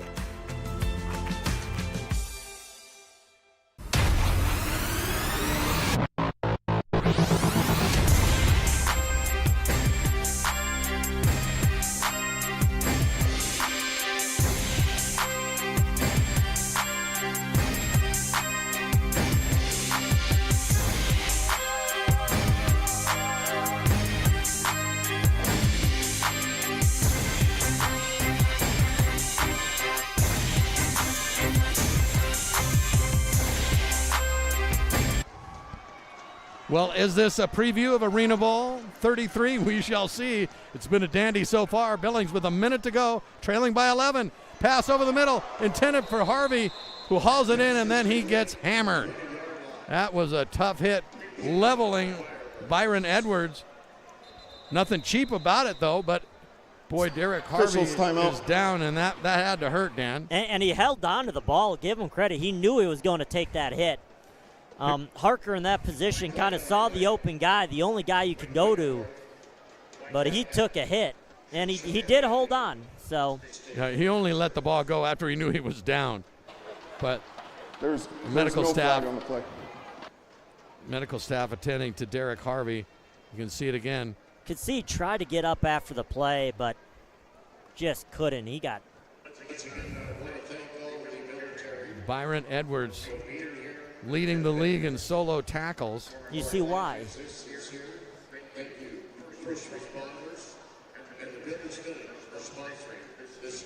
Harvey's being helped up. Looks like he'll be able to come out on his own power, which would definitely be a good sign for Billings. So Harvey's going to have to make his way to the sidelines. That is a tough man right there, ladies and gentlemen. That hit had to leave a mark. So Billings is going to be right up at the line of scrimmage as Derek Harvey makes his way. The Iron Man, well-deserved. Yes. I'll tell you. And you know he's going to want to try to come back in this game in this final minute. So if I were Billings, I'd snap this right away. The clock is now running. Harker drops back, gets some pressure, and he's going to be sacked. Big play by Jamal Hickbottom, who came through, and no one could stop his size. He's 6'2", 305. It's going to be a Billings Outlaws timeout as they try to conserve any time Billings, right now. They're first to the half. Watch Hickbottom. Comes through pretty much untouched. Swoboda kind of the doing a little stunt action on the line. Last defense, but there was no help there. And I'm not sure Swoboda, even if he got a hand on him, would have been able to stop Hickbottom at 305 pounds. Please put 46 seconds on the clock. 46. So they're adding a few seconds here to what's left in the game. That's a huge sack, though. I mean, it's going to be 2nd and 17. You're already behind the 8 ball. You really can't afford to lose any more yardage. Albany's been ahead the game the entire way. They led it at the end of the first quarter, 9-8. It was close. 15-11 was our score at halftime. 22-18, as both squads could only muster 7 points apiece in the third quarter. And here in the fourth quarter, Albany has scored twice, Billings once. And that's where we stand, 35-24. Here's with Billings. As soon as they mark the ball ready to go, they'll start the clock. We'll start on the snap, actually. Now Harker drops straight back looking, and he's going to run it. He's got some room. He goes down inside the 20. That's just going to take up a lot of valuable time. I guess a timeout, which we're going to see, and that'll at least make it a more manageable 3rd and 8, 3rd and 7. There you go. Timeout. Billings, their second of the half. But again, really to have any chance, you're looking at, you got to score here in the next 10, 15 seconds. Yes. Because you most likely would need to allow yourself time for an onside kick.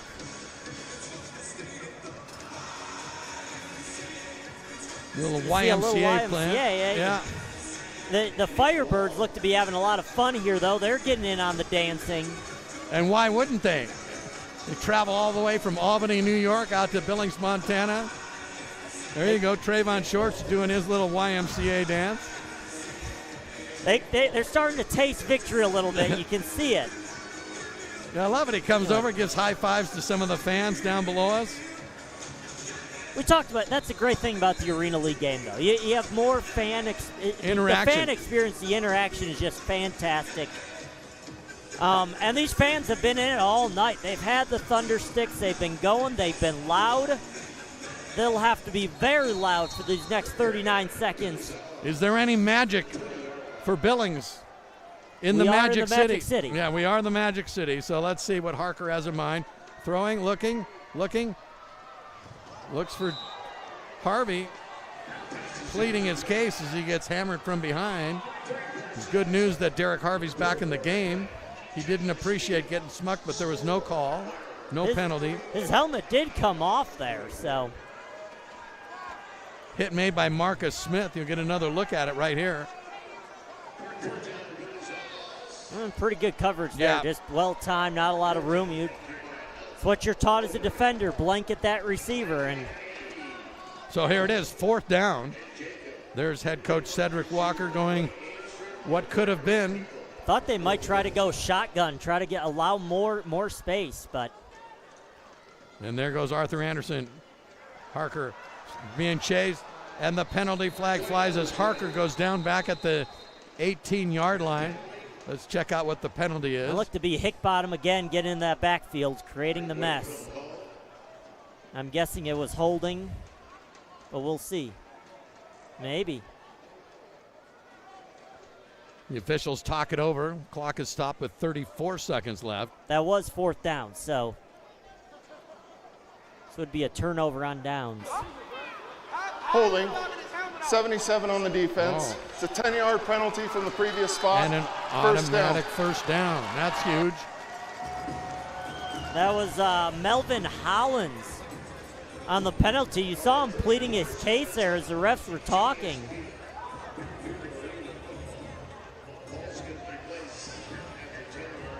Maybe did he? I didn't see anything there. All right, but a break for Billings nonetheless. All right, so 34 seconds left. Billings trying to punch this in, and then we'll see what happens. But the clock is running right now with 30 seconds and counting. Is valuable time. Valuable time ticking off the clock here.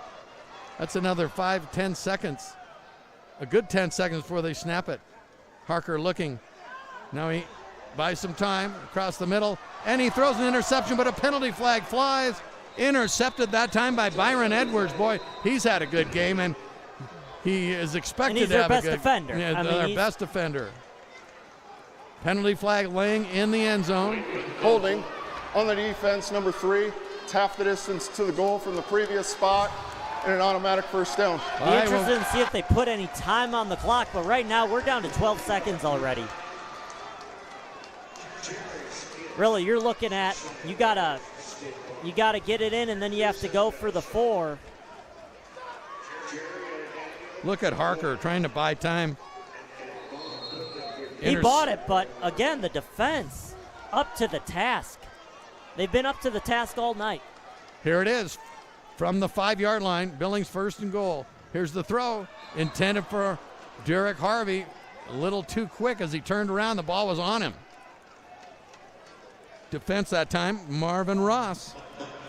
Have to be quick. I like the play call, but again, when you go to those pylons, it takes a little time to develop. So we're at only 9 seconds. And we don't have any time. 9 seconds left. So the Firebirds trying to see this clock evaporate, and they can head back home with an 8-1 record. It would be the best in the AFL this year with 1 game yet to play. Shown there for real. All right, so Arthur Anderson goes. Here's Harker looking for his man. Finds his man in the end zone. Touchdown with 4 seconds to go. Dwayne Brown hauls it in. Hold everything. It's not over yet. You could see that develop from here, Dan. Absolutely perfect, and give Harker credit. He waited for it to develop, waited for it to open up. Watch it again here on the replay. Ooh, nice move there by Brown. Perfect move to get that separation. They're going to have to go for 4, and then you hope for a deuce. Walk it off. Just like you drew it up on the board. Yeah. Timeout. Billings. Their final timeout of the game. Their final timeout here. Why? No reason to save it. Can't take it home with you, as they say. I know you fans are wondering what happens if we go into overtime. It doesn't look like we're going to have an overtime, but in the AFL, overtime is sudden death.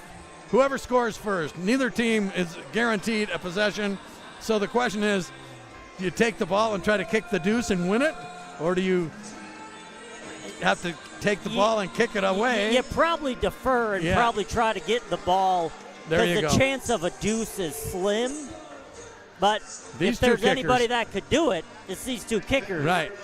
And that's what I'm saying. I mean, obviously, if you know Giffin's already getting set up. He knows he knows what has to be done. Obviously, this play first, so they got to get it in the end zone for 4. And then you go from there and see what happens. This point after try will come from the 10-yard line. And, of course, if it's successful, it would be worth 4 points, 35-30. That would make it a 1-point game pending a kickoff. But this is the all-important play right here. Got to get it here. Look for Brown again. Harker sends Harvey in motion. Across the middle. Looking. Throws it. He's got it. It's a point after. Good for 4. They said he has it.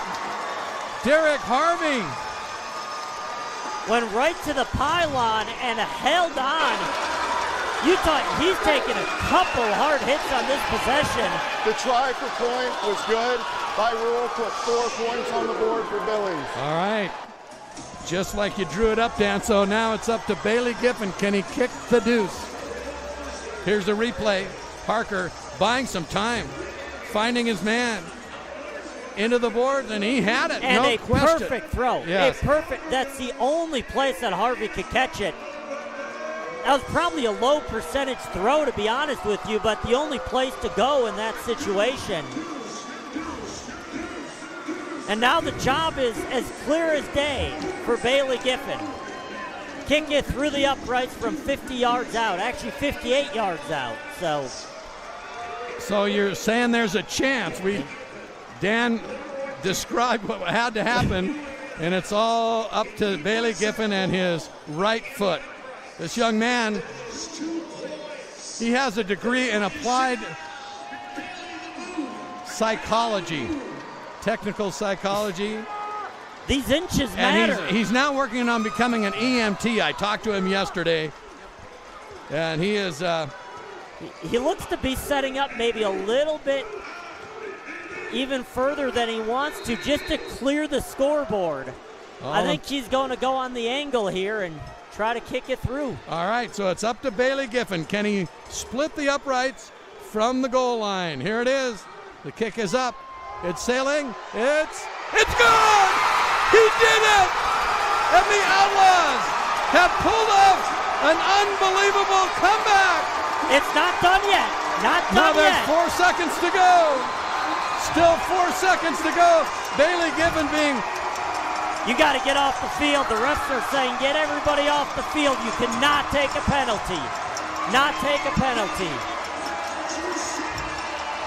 Just when the Outlaws needed a deuce, they got it. And you see Damon Ware on the field absolutely furious that no penalty has been called.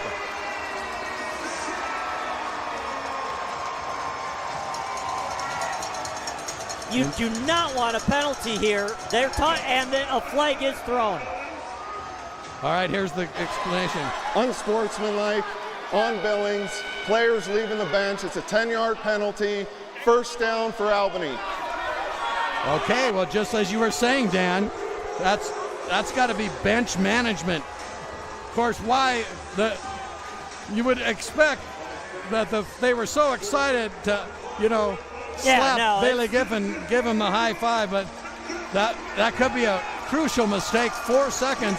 We've seen the unbelievable happen. Why couldn't it happen again with the Firebirds? Let's see. You got one play here. I wouldn't be surprised. They have all their timeouts left. I'm guessing they'll want to see what Billings is lined up on defense. I would not be surprised to see a timeout themselves and maybe switch to another play depending on how the Outlaws set They're up. going to try a field goal. Orozco's going to try a field goal, and this will be from the 7. A 42-yard field goal to win it for the Firebirds. Prince will hold. The kick is up, and it's off to the side. Off the boards, no good. Dwayne Brown brings it out, and this game is over. The Outlaws with an unbelievable comeback with a touchdown, a 4-point PAT, and then a deuce by Bailey Giffen to come from 11 points down to score 12 points in the last 30-some seconds of the game. You have Higgins, their leading wide receiver, on the field. He can't even use that left leg, and he's on the field, spilling over the benches. An unbelievable finish. We talked about needing some magic in the Magic City. Wow. Well, it showed up with 4 seconds remaining here. Wow. That's why even in the pregame, Dan, you were talking about no lead is safe. You can score. A 10-point lead is a one-possession game, and that's exactly what we saw tonight. You're never out of it in arena football. And again, I'll go back to that decision after the touchdown by Albany to go for 3. They had an 11-point lead. They could have kicked the extra point, made it 12. At least you guarantee yourself a tie at worst. They tried to put it away, and it did not work out. Well, you can say that again, and the fans here got their money's worth. Even without this remarkable, unbelievable comeback, both teams showing why they are the best in the AFL this year. Look at the fans out there high-fiving. Look at the good sportsmanship by the Firebirds out there soaking it in and congratulating Billings on a great game. They'll be talking about this for a while. A long time in arena circles. And you talk about all the podcasts, anything through the week, this is the game they're going to be talking about. And it was well worth it. It was the game of the week. You called it the game of the year. Well, hard to debate that right now. Was it a preview of Arena Bowl 33? Well, let's hope so if you're a Billings fan. Even if you're a Firebird fan, I mean, maybe the outcome might be a little different what you had hoped for, but I'll tell you, both of these teams played it out, left their everything on the field, and the fans got their money's worth tonight. And I think what you saw, win or lose, obviously the Firebirds are heartbroken right now, but the playoffs is when it really matters. And you talk about this could very easily be a rematch, and I think both teams proved tonight they can play with each other. I mean, it was a break here and there. That turnover in the beginning by Billings was huge. You saw great defense throughout, and then just an incredible, incredible finish. I didn't love the clock management, but it actually ended up working perfectly in their favor. Well, we talked about a playoff-like atmosphere and then some here tonight in Billings. We're going to take a break, and then we'll come back, maybe show you some highlights of that last 36 seconds, because it was one for the storybooks, I'll tell you what. The final, the Outlaws 36, the Firebirds 35. What a finish. We'll be back to wrap it up after this. Not all replacement windshields are created equal. At Econoglass, we install windshields that are made to a car manufacturer's original specifications. Visit one of our locations to speak with an expert about your next windshield installation. Get quality. Get Econoglass. Remodeling your bathroom? Econoglass can transform your home with our Lumax shower doors. Designed for strength and stability and typically installed in 1 day or less. Visit one of our locations to speak with an expert about your next shower doors. Get quality. Get Econoglass. When storms happen, storm chasers from out of state immediately follow. You've probably seen them running around town lately. My father has owned this company for over 20 years. I've been local my whole life, and we're going to be here long after the storm is over. Donahue Roofing offers an unprecedented lifetime warranty. We're A+ rated with the Better Business Bureau. We'll work with your insurance company to make it easy on you. When you need help, choose local. And call Donahue Roofing and Siding today. Oh, hey there. Are you drinking out of a regular cup? Why, when you can have a loud cup? You can be loud and then have a sip. It's not loud in here, so where's my cup? Go out loud! Yeah! Let's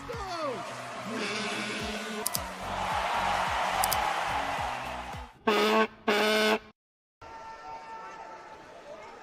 That is the scene here at the Metra-Park, TDS Fiber Field. What a finish, ladies and gentlemen. I hope you were with us through that fourth quarter. I hope you're with us for the whole game. Jay Cohn along with Dan Dragon. Dan, the Outlaws scored 12 points in the last 9 seconds of the game. We talked about how Albany had done this earlier. Okay, here's the last few minutes of the game. Medlock, second half highlights. Second okay, half I stand highlights. corrected. So here it is. Jake Medlock to Barnett. That was in the third quarter.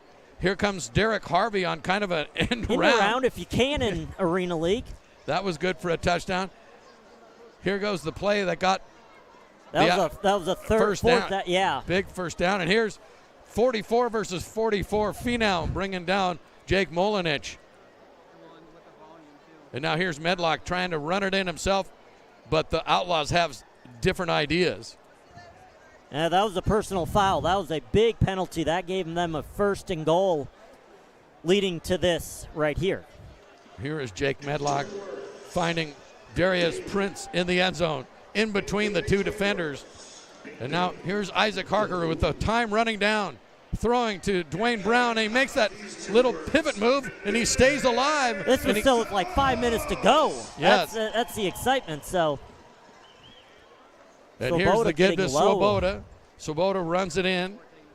And now Albany, as we get into the fourth quarter, Swoboda's fired up there as he should be. Now we're into the fourth quarter. Here's Medlock giving it to Molinich, and he has a 2-yard touchdown run into the end zone. But they went for 3 on the point after it was no good.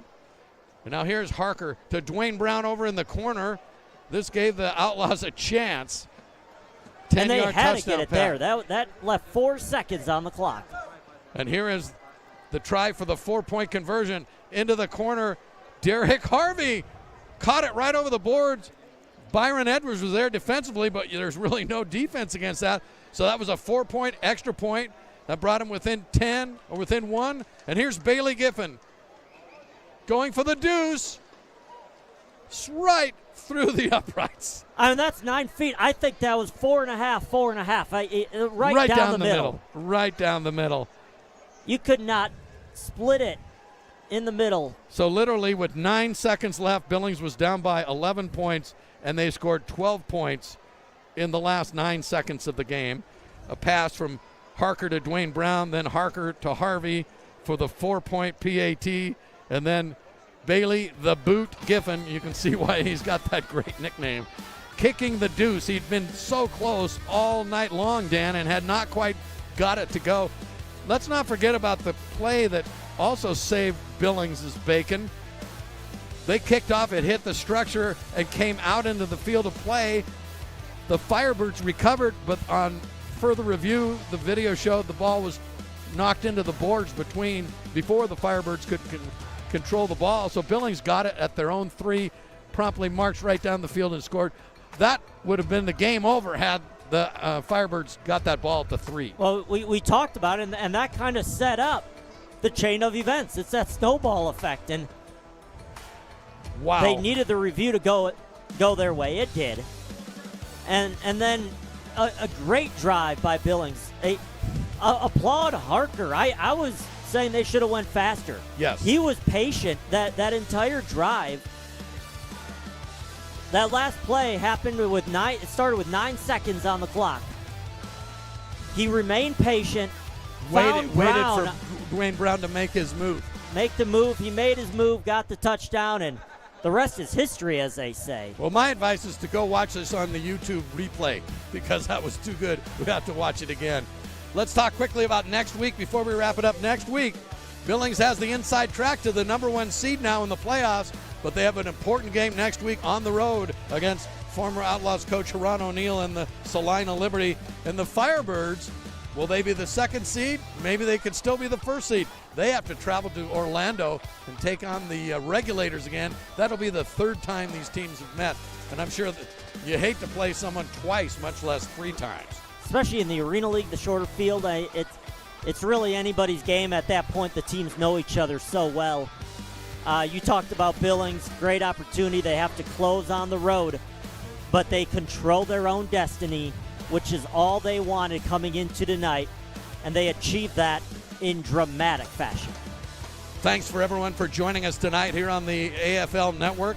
Jay Cohn along with Dan Dragon, our pleasure to bring you this exciting game, and what a finish. Again, the final, you see it there. The Outlaws scored 12 points in the last 9 seconds and pull it out over the Albany Firebirds 36-35 in dramatic fashion. Thanks for watching. Don't miss next week. We'll see what happens then. Good night.